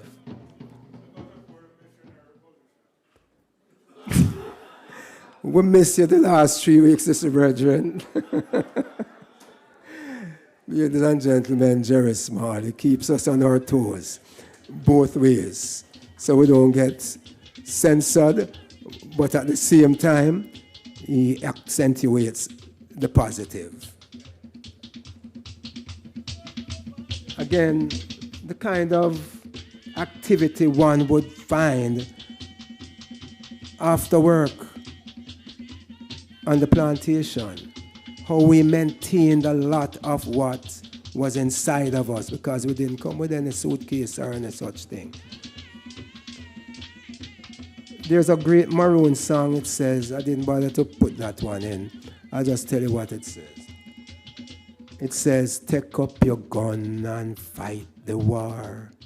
Take up your gun, take up your gun, take up your gun and fight for war. In later days, Peter Tosh would say, get up stand up for your rights. So it maintains, it continues that sort of thing. It continues. And if we go to the next slide, it continues through the masquerade, the John Canoe, even in the original form, the house boy. There is a doll inside the house, you know. If you go to the Museum of Natural History in New York, Martha Beckwith, I think it was, who took back in 1920s some artifacts from Jamaica.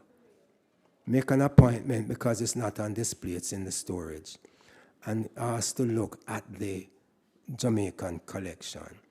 Inside that house is a little enkisi, a little doll. They call it a power doll. I don't know if you ever look at so-called African art, which is not really art, is reality. In terms of its usage, it's not just something to hang up and gaze at.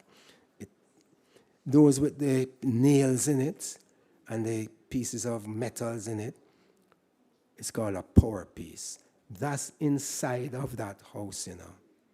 So John Canoe or masquerade on our case, is not just walking around town with the fife and the drums. It's maintaining a culture that came with us.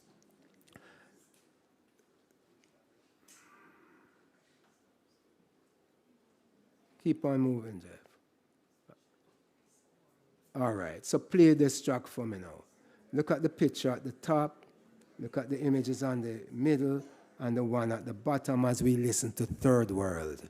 And by the way, I'm sure some of us in here remember Explantation and Transmigration, Freddie Hicklin and Third World putting on those plays. I think it was a little theater, but it lasted for a long time.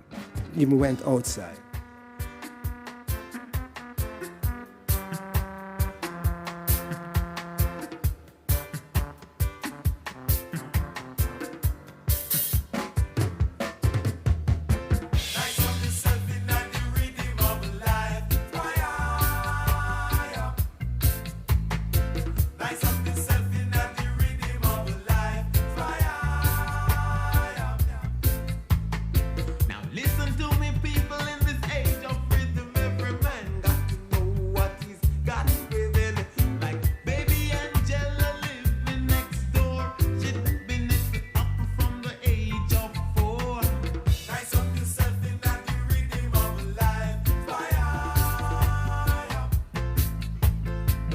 All right, Jeff, thanks.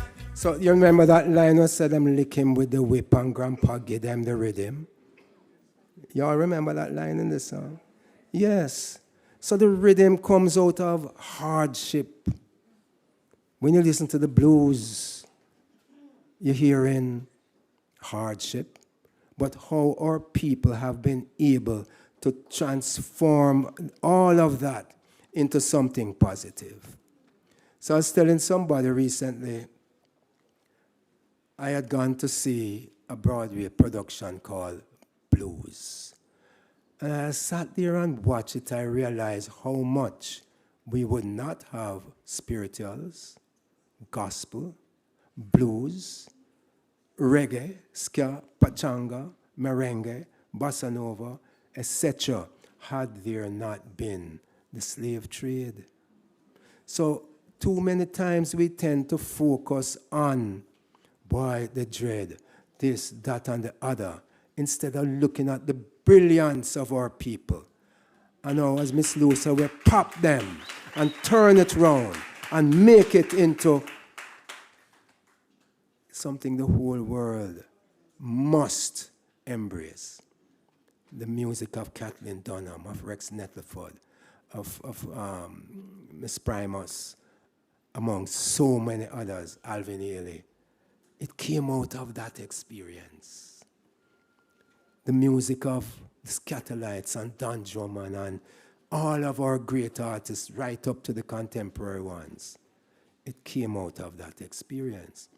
So it's not so much the pain and the agony, but how we turn that into an aesthetic that no one could deny. Its beauty, its form, its messages, and now throughout the civil rights movement and all of the struggles that our people have been through, the music carried us through. Yes, Jeff, move on. So, who associates the cool ruler, the king of Lovers Rock, with militancy? My brethren Lego is here, let me acknowledge him because he's in key brethren this, Tooth Gregory. But listen to what Gregory dealing with. No competition, I'm making my decision, yeah.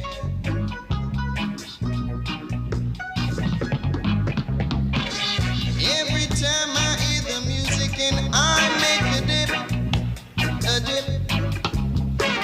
Slave master comes around and spank I with his whip, a whip. But if I don't get my desire, then I've set the plantations on fire. My temperature is getting much higher. Got to give what I require. 'Cause every time we do the Gregory Dart, Bob, Peter, Spear, any of them would be proud to have written and performed a music like that. And it's not the only one that Gregory's done in that vein. Next one, please. I heard the news through a whispering tree. This is the time when man must be free. Wailers, 1960s. Hit play, Jeff. No, this one is Slave Driver, actually. And we know the song, so I'm not going to tarry on it. Slave Driver, the table is turned, catch a fire, you're going to get burned. In the interest of time, Jeff, move it. Freedom, oh freedom, Clancy Eccles. Touch it, Jeff.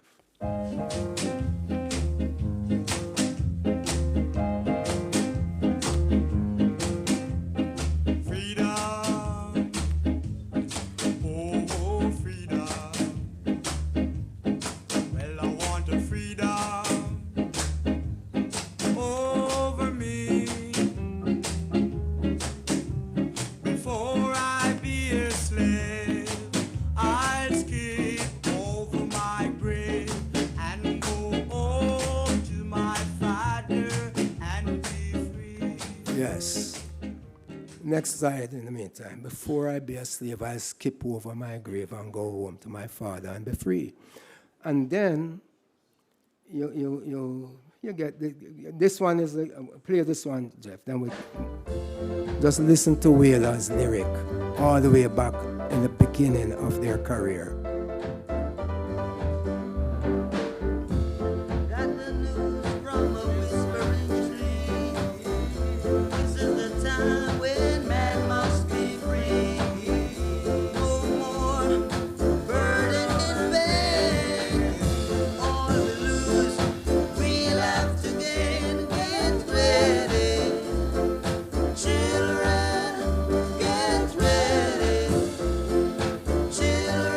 Thanks. Again, it's memory. I got the news from a whispering tree. What a powerful line. Goes straight back to the magic, the philosophies, the deep spiritual knowledge that our people had. The whispering tree gave them the message. This is the time when, we call it, emancipation is going to come. Get ready for it. We have to prepare ourselves for it. It's going to be a new life going forward. So you get revivalism. Just touch it quickly, Jeff, because time is up on it.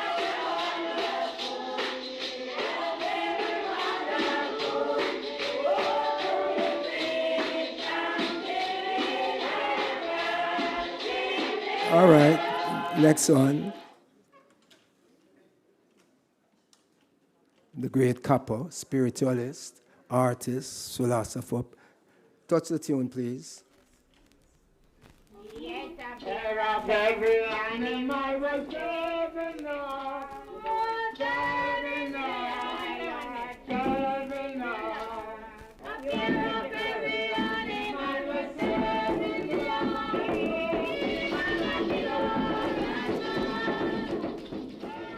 Key man locked the door and gone. A pair of every animal was in Noah's Ark. And the people start laughing off him and drive him, you know. Why are you building a ship? You see any water around here? Guess what Noah said to them? How long can you tread water? When the rains came, you want to hear them. Noah, Noah, remember me, save me to know. I have 2 of every animal already. Figure it out for yourself. But all of this kind of thing that these singers are singing and musicians are playing, again, was informed by people like, Stennet Kirk Coombs, who I first encountered playing football in the park in Beaumont Gardens, and this strange man turned up. Nobody knew him. Inquisitive as I was, I made sure the ball went right up to where he was, on one of those concrete slab park benches. And he was cutting up scallion like you see the welder brethren them cut up herb. And from that day going forward, we had time for each other wherever we encountered one another. These were the teachers, these were the seers, these were the men and women who helped us to understand what the journey was all about. This is, well, over the past weeks, we looked at Kumina. These are Kumina drummers, so I'm just going to skip it. Move it along, Jeff. But the point is, okay, road work. Some of us are old enough to remember days before these big old yellow things you see on the road, just digging and planting. Just play this song. It's a call and response work song.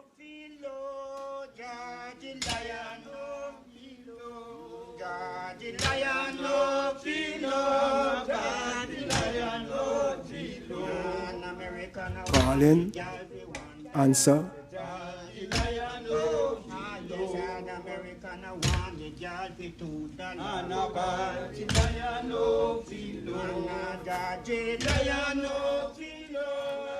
It made the work easier.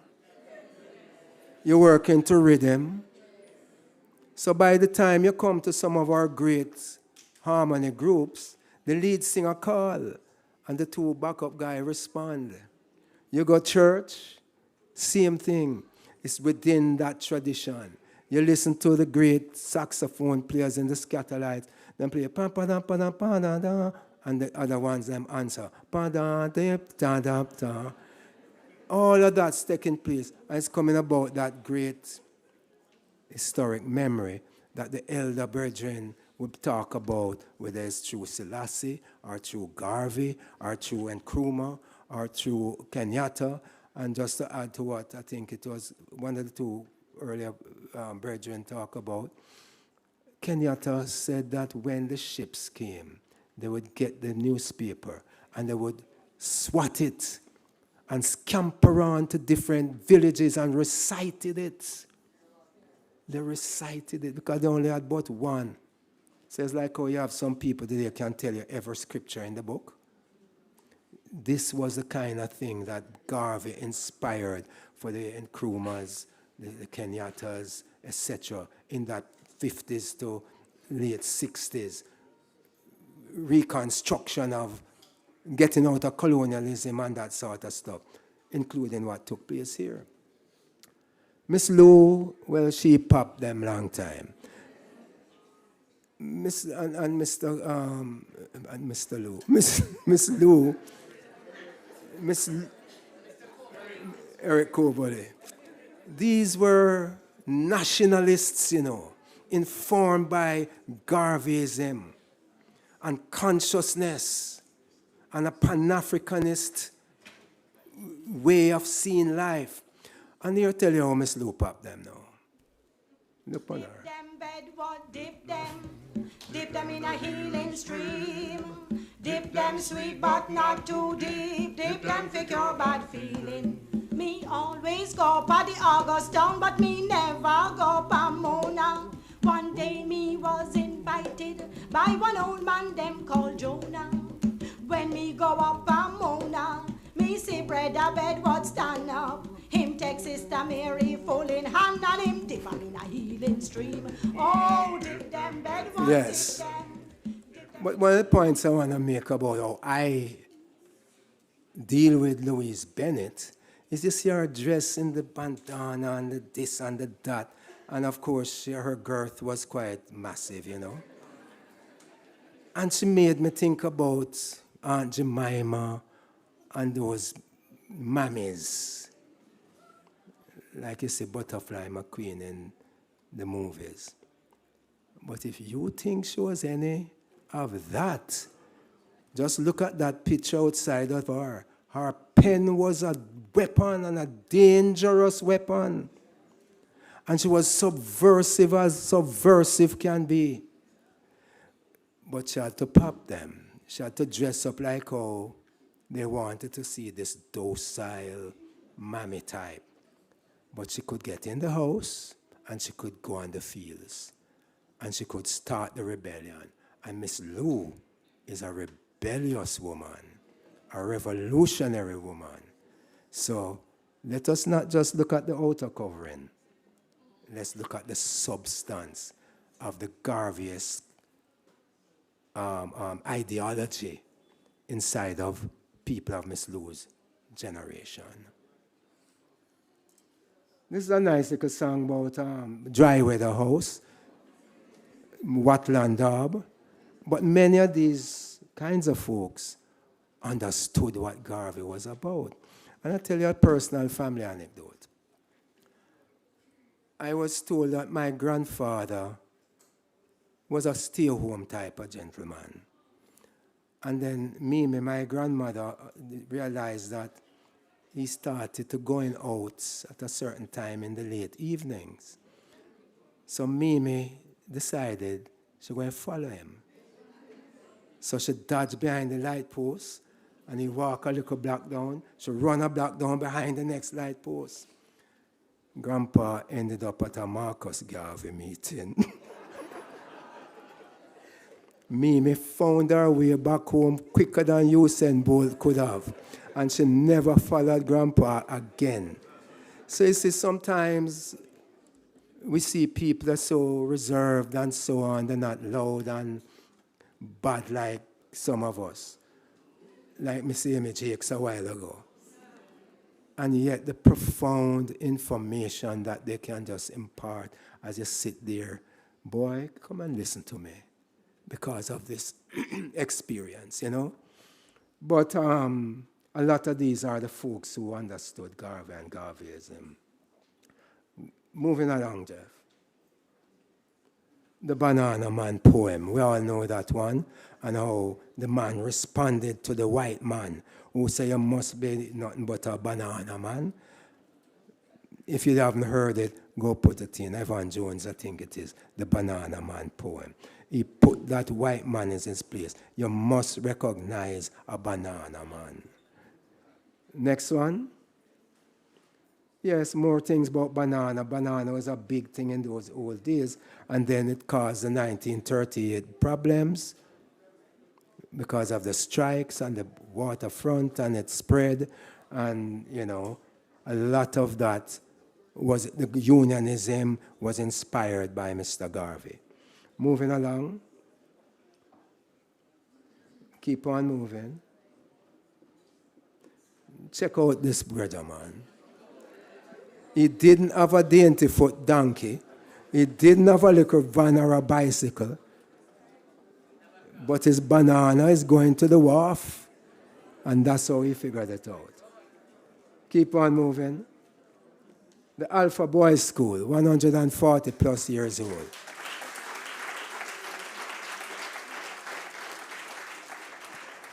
You can play the theme song, Jeff. It says, upward and onward.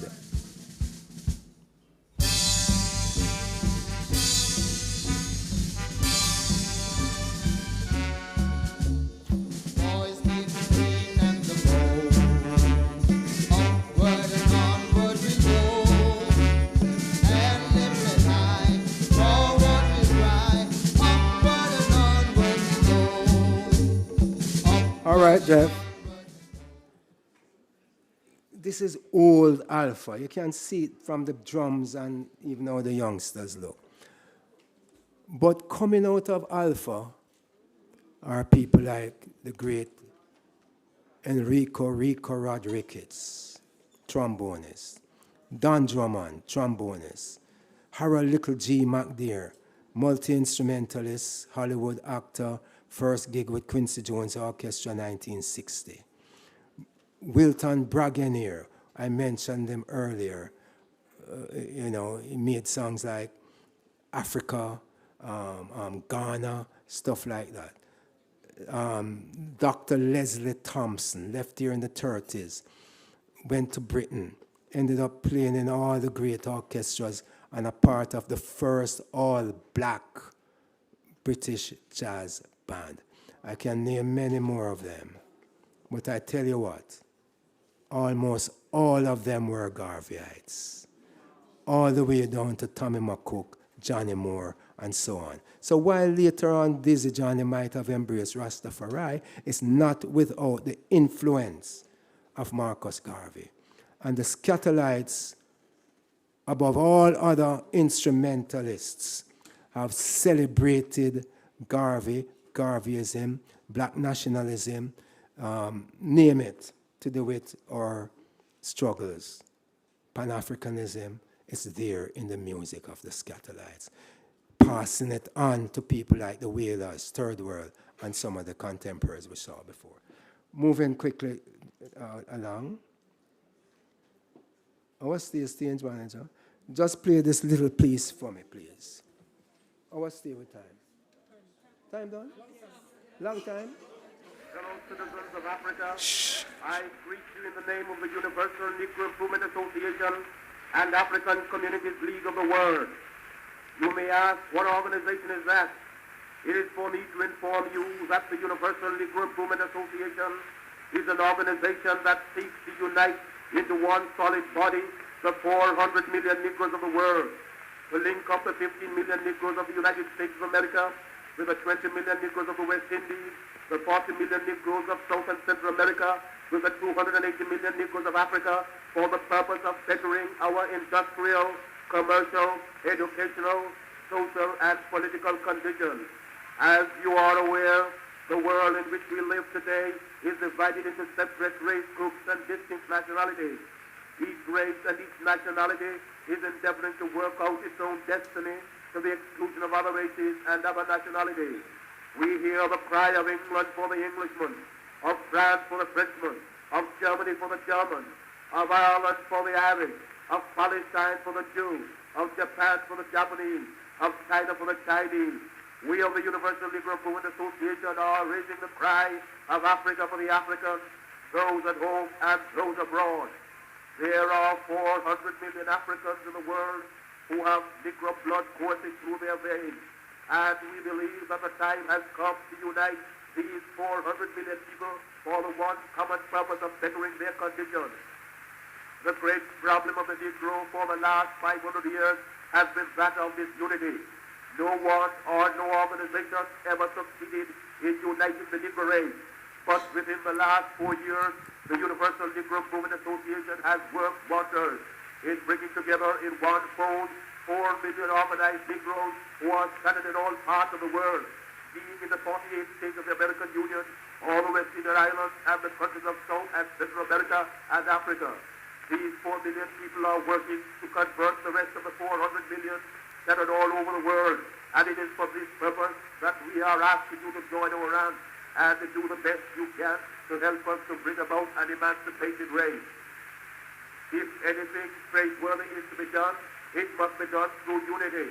And it is for that reason that the Universal Negro Movement Association calls upon every Negro in the United States to rally to its standards. We want to unite the Negro race in this country. We want every Negro to work for one common object, that of building a nation of his own on the great continent of Africa. That all Negroes all over the world are working for the establishment of a government in Africa means that it will be realized in another few years. We want the moral and financial support of every Negro to make the dream a possibility. Already, this organization has established itself in Nigeria, West Africa, and is endeavoring to do all possible to develop that Negro country to become a great industrial and commercial commonwealth. Pioneers have been sent by this organization to Nigeria, and they are now laying the foundations upon which the 400 million Negroes of the world will build. If you believe that the Negro has a soul, if you believe that the Negro is a man, if you believe the Negro was endowed with the senses commonly given to other men by the Creator, then you must acknowledge that what other men have done, Negroes can do. We want to build up cities, nations, governments, industries of our own in Africa, so that we'll be able to have a chance to rise from the lowest to the highest positions in the African Commonwealth. Yeah.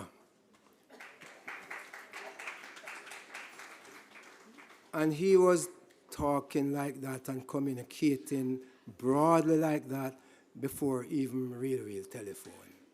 So forget about WhatsApp and email and fax and cell phones. For Garvey to have done what he did to such a broad demographic was simply amazing.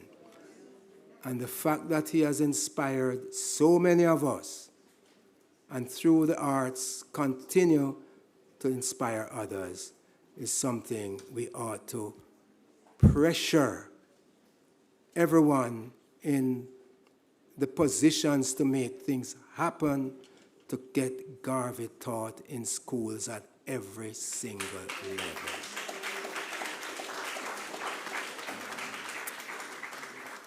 With that, I'll take my leave. Thank you.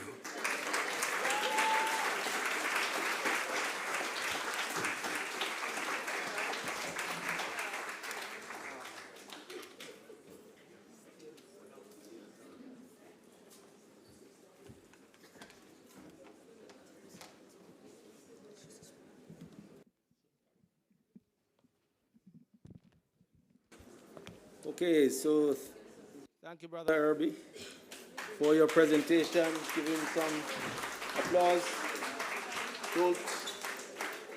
Don't go too far or get too comfortable. We are going to invite the presenters to join me up here for a short Q&A. We are just able to pick a few questions, but we won't want to forego this important element of the Grounation. So we ask Prof. Rupi and Brother Herby if you could join us here. In the meantime, while they're doing so, I just want to mention a few housekeeping matters. I'm told that we are being live streamed and that it's through the IOJ website and that folks can download the information later on and share it. I'm also told that there are donation boxes which will be making the rounds. If you are moved tonight, you can give generously. Every dollar will go to the Jamaica Music Museum and other vital projects that are ongoing.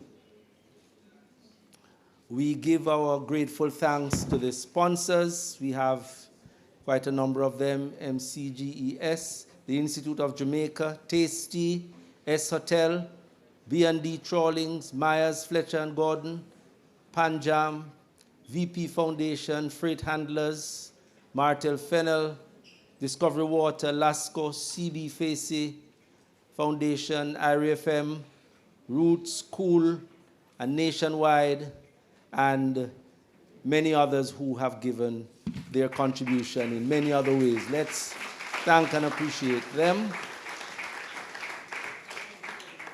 I gather there are some giveaway tickets, and someone will come up shortly and try to offer them to you on the basis of what you probably will be able to respond to. So, are you? You can step to the chair.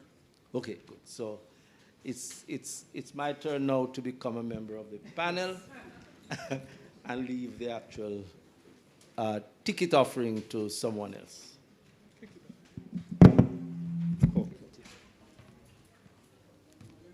Clear? All right, so we have 3 tickets to give away. They're from courtesy of Texaco, right?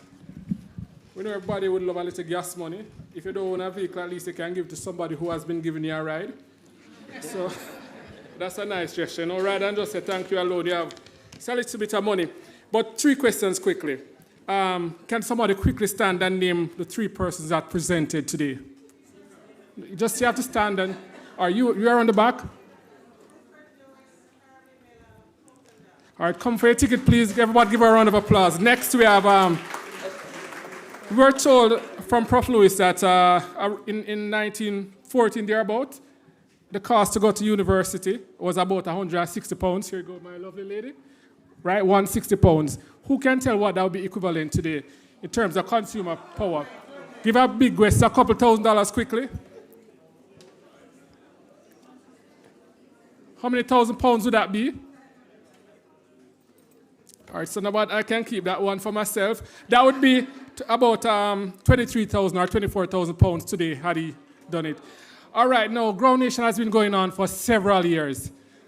Anybody know the answer? I saw your hand first.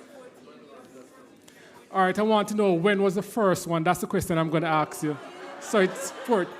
So Herby, can you tell her the first?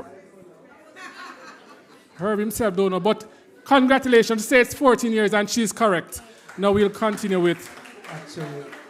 Actually, I think the first Grounation, we celebrated the great Count Ozzy, and we had at that time quite a number of the brethren who were along with him. Sadly, they are all passed. There was one sister who was here, and she passed late last year. And all of these sisters and brothers were from the Rockford community, Poker Flats, at the foot of the hills.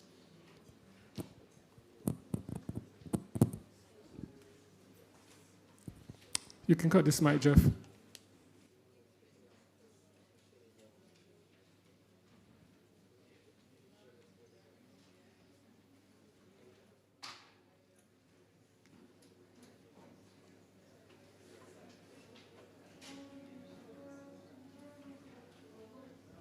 Okay, so back to me. I'm doubling up as MC and panel member. We are going to invite a few questions. We ask you to be brief in your question and also to identify yourself as you speak. You can direct the question to any panel member or to all panel members. We ourselves will be quite concise in our response because we know time has moved on quite a bit. So without further delay, let me open the floor. I'll acknowledge you if I see your hand, and then we can go in that order. So the first hand I'm seeing is... I saw him first, but if you have the mic, then you probably should go ahead. Good evening, everyone. My name is Michael Burke. In terms of teaching Garveyism, in my days as a newspaper columnist, I pushed it very hard that Garveyism should be taught in schools, long before a strand of my hair was gray. And in fact, the late Ivan Core used to push this in the 1960s and 70s at Jamaica College. Now, I went as far as to try and see if I could get some Pan-Africanists and some Rastafarians and so forth. And the only person that volunteered was Jerry Small. And that is the problem. We need to do these things. We need to teach it. Nobody will come forward. We keep talking and talking and talking, year in, year out, until all of us are gray and we do nothing about it.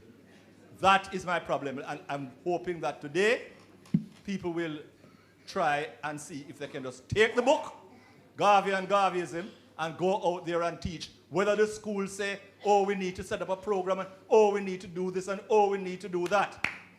Burchell Whiteman said we need to teach Garveyism. Ronnie Thwaite said, and they talk about program this and program that. Get into the schools and teach Garveyism. Yes, thank you. Thank you very much. Okay, so we will take that as an exhortation and a statement. If a member of the panel wishes to make a brief comment, then Professor Rupert. Yeah, I think more has been happening than we make out. The Institute of Jamaica has a Liberty Hall. Thousands of students have visited and experienced the Multimedia Center. So there is an institution within the Institute of Jamaica that is dedicated to the dissemination of Garvey's ideas. There's a course on Garvey that is now being taught at the university level. And that course I started in the 90s, and it's now being taught by a member of the Department of Government. There is material in the schools, in some of the books, at grade 7 and grade 9 on Garvey. There is material that has been done by Eleanor Wint, which needs to get into the basic schools. There is work that is being done by Mr. White, who was a former major in the Jamaica Defense Force, and textbooks that have been tested in over 30 early childhood schools with a view to seeing whether the ministry would adopt. So we need to begin not with the view that nothing is happening, because that's not true. You have to begin with an assessment of where it is. And I'm not satisfied, like Mr. Burke, with where it is. So we agree on that point. I should also point out that there is an online Garvey classroom done by George Philp. If you Google George Philp, he has developed what he calls a Garvey classroom, which is geared towards students internationally, so that the Garvey message, with today's technology, curricula can be developed that curricula could be developed for a wider international audience. But I agree with Mr. Burke that we need to start and continue the work at home. Okay. All right. Thank you. Thank you. Yes. All right. Good afternoon. First, Yes. I want one statement. I want to thank all the employees of the Institute of Jamaica for serving this Grounation series the last 4 weeks, spending their Sundays here, leave their families and be here and assist Herby Miller, who is the spearhead of it. Without those busy bees, it wouldn't be possible. Second, I have a question to Professor Lewis. My name is Carl Kaiser, and I'm visiting Jamaica for some time now. So my question to Professor Lewis is, what is happening to 12 Mona Roads, the home of Ms. Garvey? Is that kept as a historical place? What is about the preserving of that house? I hope it's not the same like with Dr. Boxer's house, for example. And my second question is, I did an interview with Dr. Patricia Rodney, and she told me that the non grata appeal on Dr. Walter Rodney is still in place. I want to ask you if that is true and what can be done to make him a respectable person again in Jamaica. Thank you. Okay. Okay. Okay. Let me take I think that the 12 Mona Road has been sold by the Sons, but I think that a plaque ought to be put on that home and the gate to indicate that this was the residence of Amy Jacques Garvey, wife of Jamaica's first national hero. And that is something I know that the Institute has done with respect to other locations. They did put a plaque on Lady Musgrave Road where Garvey lived. So this is a proposal that could come from Grounation. Yes. My view on the Walter Rodney issue is that I don't think that's a difficult thing for the Jamaican government to lift it symbolically. But I think the main thing with Walter Rodney's legacy is that people read his books, right? A lot of books, but certainly the Groundings with My Brothers, which has a very good, still relevant introduction to African history and civilizations, the talks he gave in Jamaica, and of course his famous How Europe Underdeveloped Africa. And there are other titles that have come out since then. So part of the education of our young people in particular, that education needs to take into account the most important aspect of Walter Rodney's legacy, which continued in many respects, the Garvey legacy, with deeper historical research on Africa. Yes, thank you very much. And thanks for the question. I would say that Walter Rodney remains a respectable member of the Caribbean Society, and that when you go to the continent, his name is still very much high up and in great respect, particularly to do with How Europe Underdeveloped Africa, that book. The question is, how far are we expanding and engaging with those publications with a different generation in this region? But thank you very much for your comment, Rupert. We have 3 more questions, 1 over that side and 2 from this side. Okay.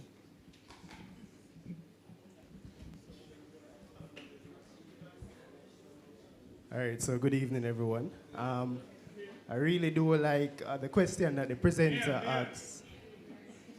Yeah. Can you say your name? So I'm Ramon Higgins, and I must say it's a very informative presentation by all presenters. But earlier, the question was asked, what will Garvey do with AI? And so my question is, would that cause a negative impact based on how authentic his work is? And could you explain? Yeah. Shall we take more than one question? Or probably go with that one first, and then we pick up. Well, AI is a two-edged sword. It is something that can enhance and help and transform, and it's something, especially when we get to deep fake, that can denigrate and misrepresent and all of that. I think Garvey would want to take advantage of the more positive elements, and I think he would not run away from the technology Garvey would embrace that technology for propagating the ideas that he was so much a part of. Thank you very much. Thank you. Yeah, my name is Dudley Brown, retired professor. My question to you is that you made a statement early on about the absence of young people participating in things relating to the Institute. What role are you now playing to get more of these young people involved in the Institute? Okay.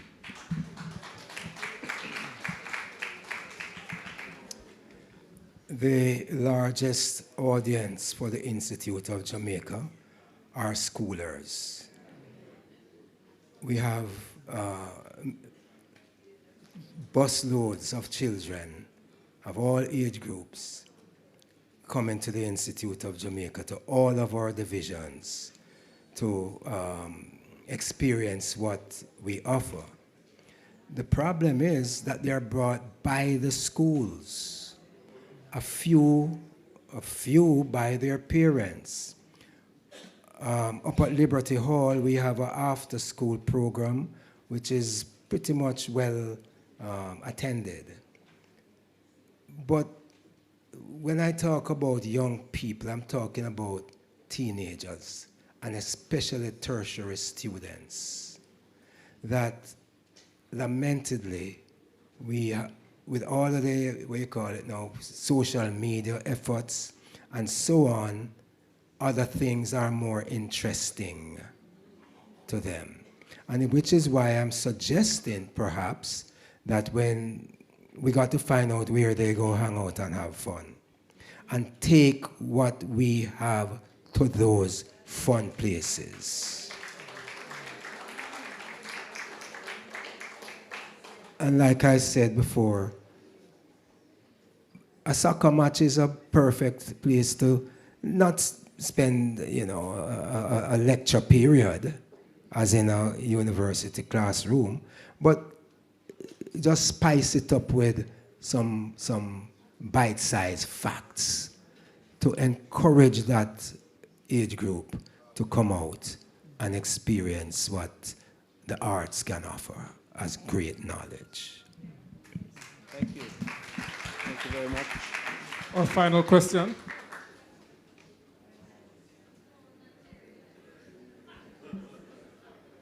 Yeah, three things I want to remind me if I forget where I'm going. My name's Small. Them call me Robin Small, but I go to JC the boy, I'm calling me Jerry. Anyway, long story short is that the access, because say some Jamaican go ahead go take over extort money out of Satan, you know that. Someone with the Jamaica government now can give persona non grata to Walter and wherever him be. But hypocritically, the opposition at the time of the ban, Rupert, we remember, Siaga engineer a debate in the parliament to condemn Walter Rodney. Norman Manley stand up and endorse him.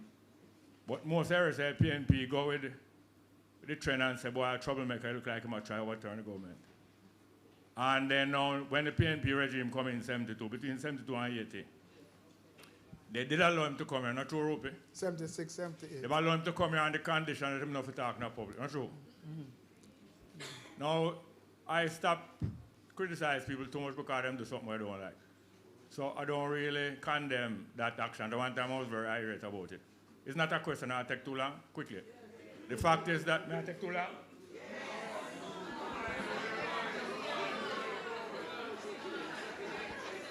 One time I would have used the word fornicate. I said one time I used the word fornicate, but that was then. So now, it was a...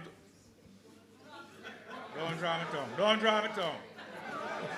And the next thing now, at the George William University, after them ban Rodney, he made a reply to the government. You remember that tape, the Rupi? Mm-hmm. A reply, I licked the government. The government of Jamaica, led by the dishonorable Hugh Lawson, you remember it? Mm-hmm. Well, we copied by the dozens and we distributed, but I lose my copy. We have to get back. We have to try to find back that tape there. Thank you.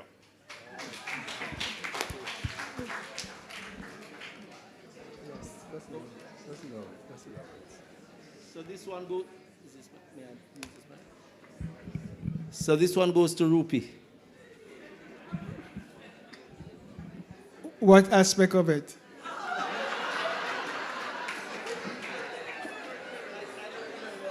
No, well, what Jerry is saying about the writings, part of Groundings has Walter Rodney's response to the banning, right? But the tape, I wouldn't be able to find that tape. It may be in the archive someplace. All right, so we can. Did we say we had time for at least another question? No. Music. Okay. All right. So folks, this takes us to the end of the Q&A section. Can we clap yourselves and members of the panel?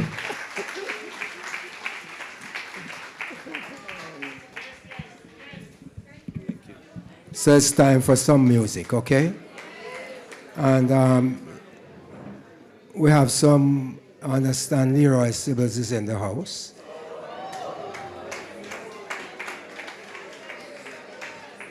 And there's a young drummer by the name of Jonathan Gordon who graduated from the top of the class at the Alpha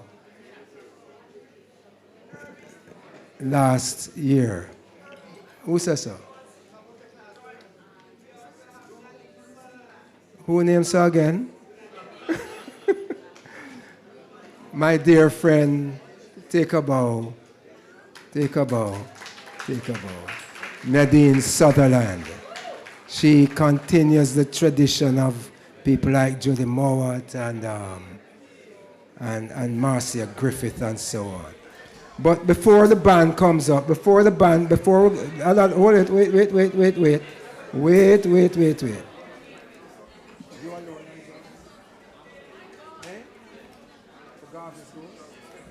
All right. This young man who graduated at the head of the class at Alpha last year has taken unto himself a monumental task. Some years ago, 100 of the greatest jazz drummers came together and voted Max Roach the greatest of them all. Max, as I mentioned, recorded a lot of these protest songs, Freedom Now We Insist and so on. But he has one piece called Garvey's Ghost, pre-Burning Spear way back, early 60s, 61 thereabout, where he had a backup of musicians, but it was basically a drum solo. And Jonathan decided he wanted to open the session with Max Roach's Garvey's Ghost.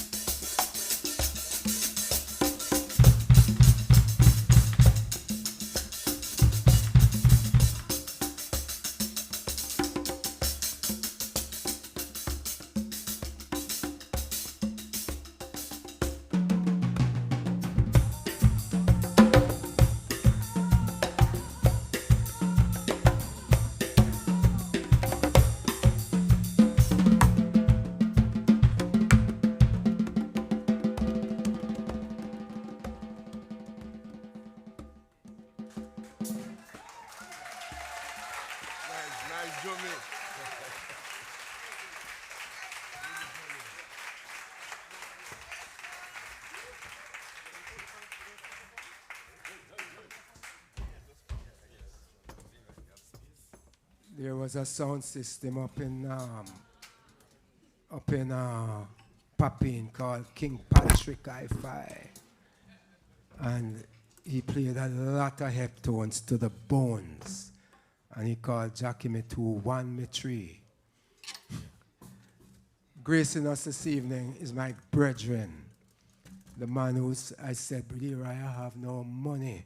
But if I have to give $1 out, him say, Herby, if you ever try pay me, I don't come. Ladies and gentlemen, Leroy Sibbles.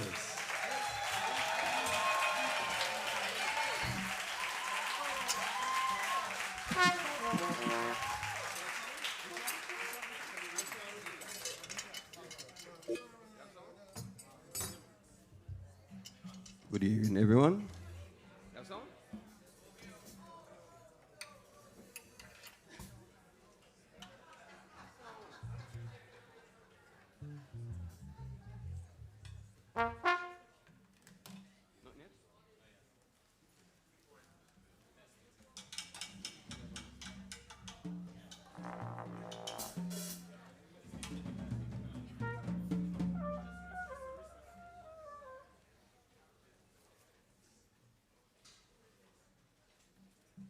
Sorry about that. These things happen.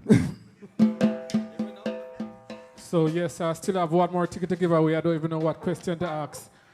I'm going to ask Herby to ask a question. Go ahead and ask question, Herby. Name one Don Drummond song.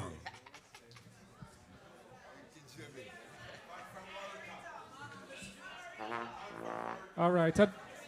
You see, I'm going to turn around back. You know that game in school? So whoever asked it first, the one Don Drummond song. I see your hand. But you're short of the question. Can you come to the stage and answer? Yeah.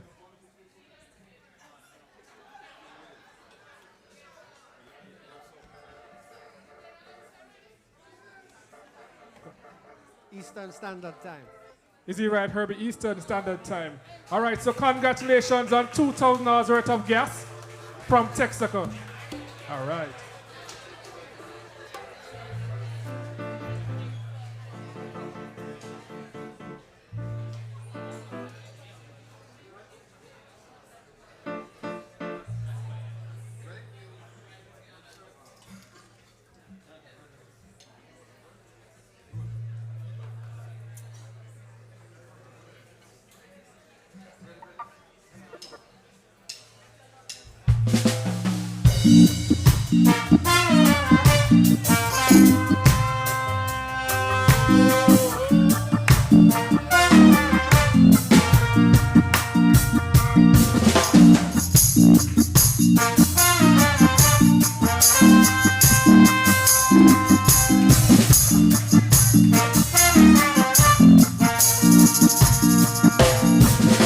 Greetings. Good.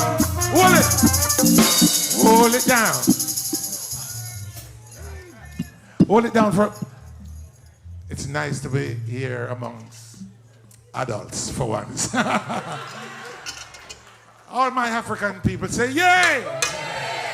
Oh, you mean? Couldn't turn that bass up somewhere. I'm not hearing that bass, man. Come on. Okay. All right, let's go.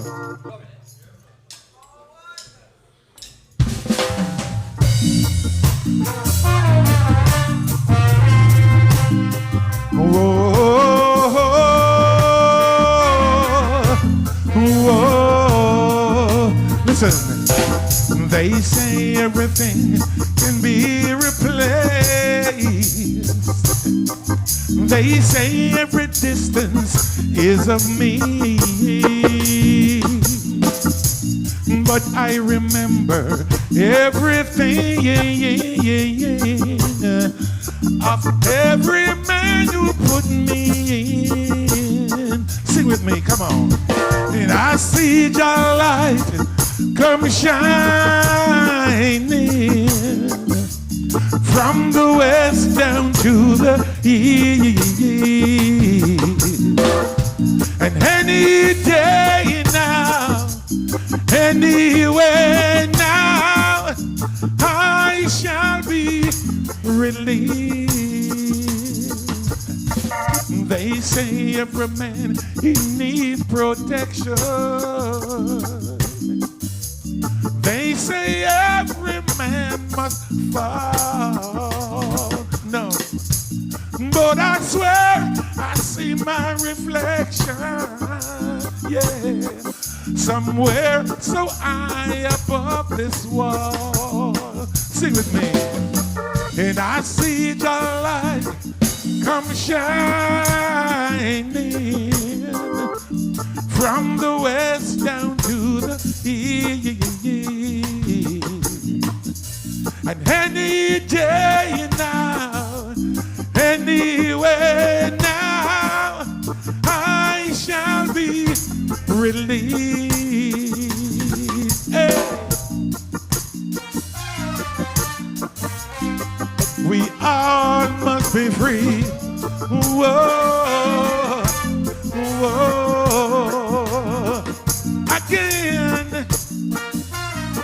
Yeah, yeah. Whoa, whoa, whoa. Listen, they say every man, he needs protection. They say every man must fall. No, but I swear I see my reflection, yeah, somewhere so high above this wall. Sing it one more time. Sing it loud. Yeah, yeah, yeah, yeah. Any day now, anywhere now, I shall be released. One more time. Any day now, any, hey, I shall be.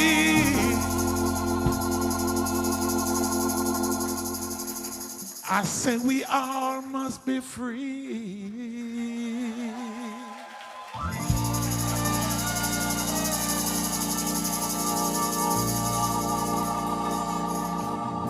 Thank you. Thank you all so much. We do the book of rules for you.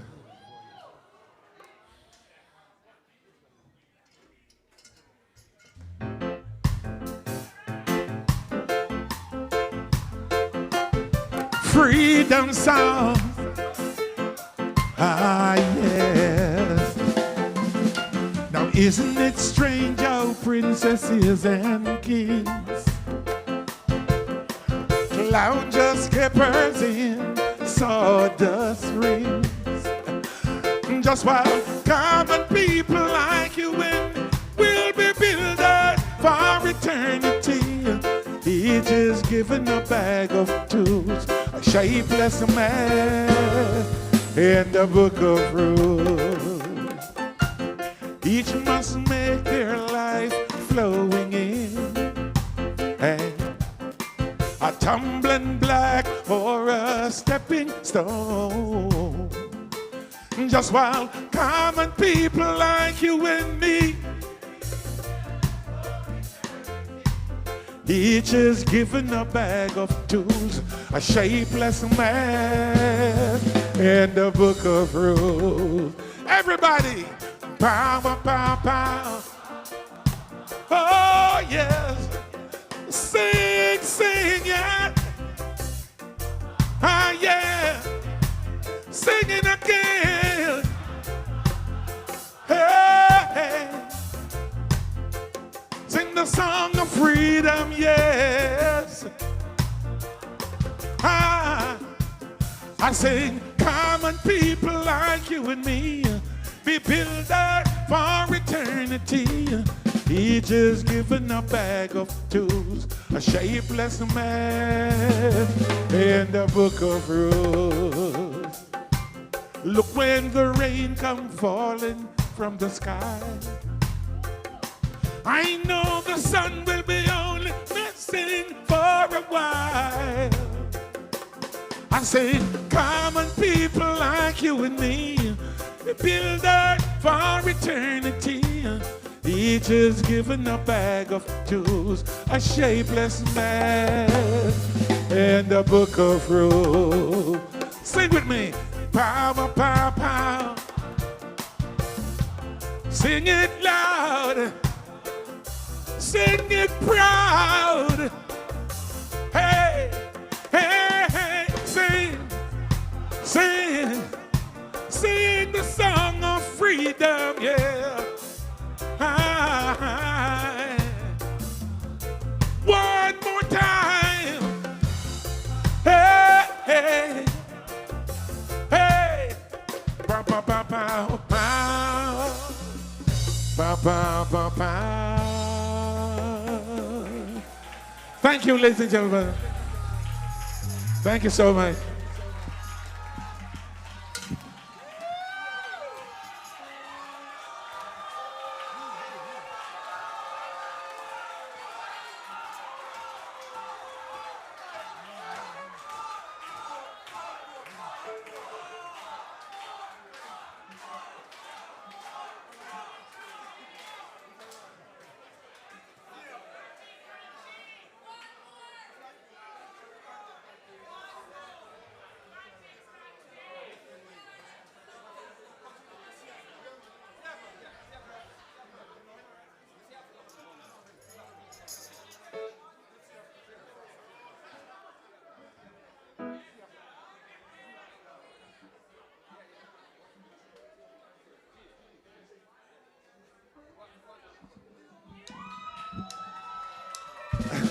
We're gonna.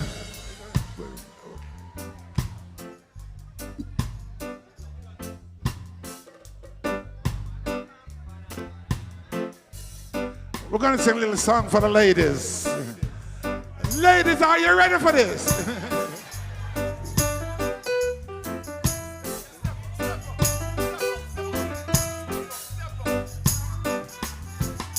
Say, come with me, my love.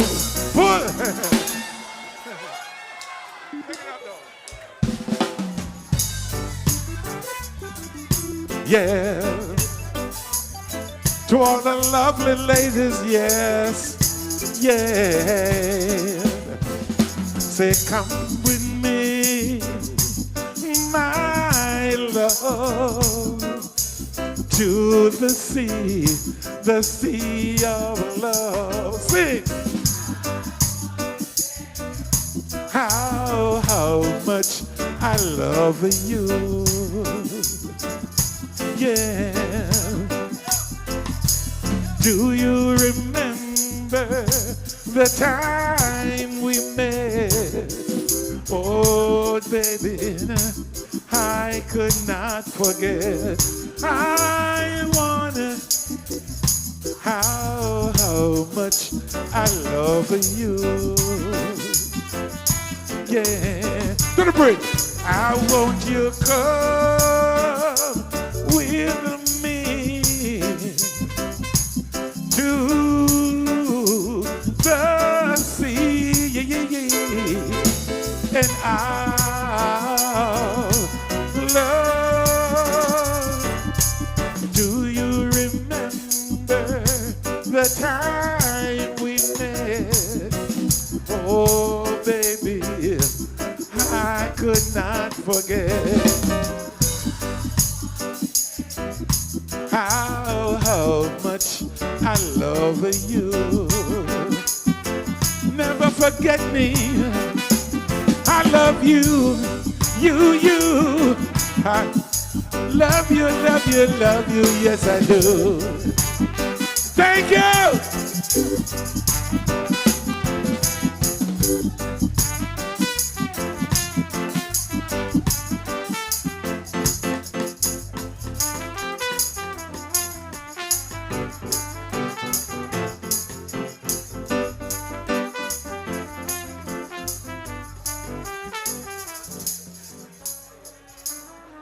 Let's hear it for Leroy siblings. Giving thanks, and giving of his time and his talent and his commitment to the kind of job we're doing with entertainment. the great Leroy Hector.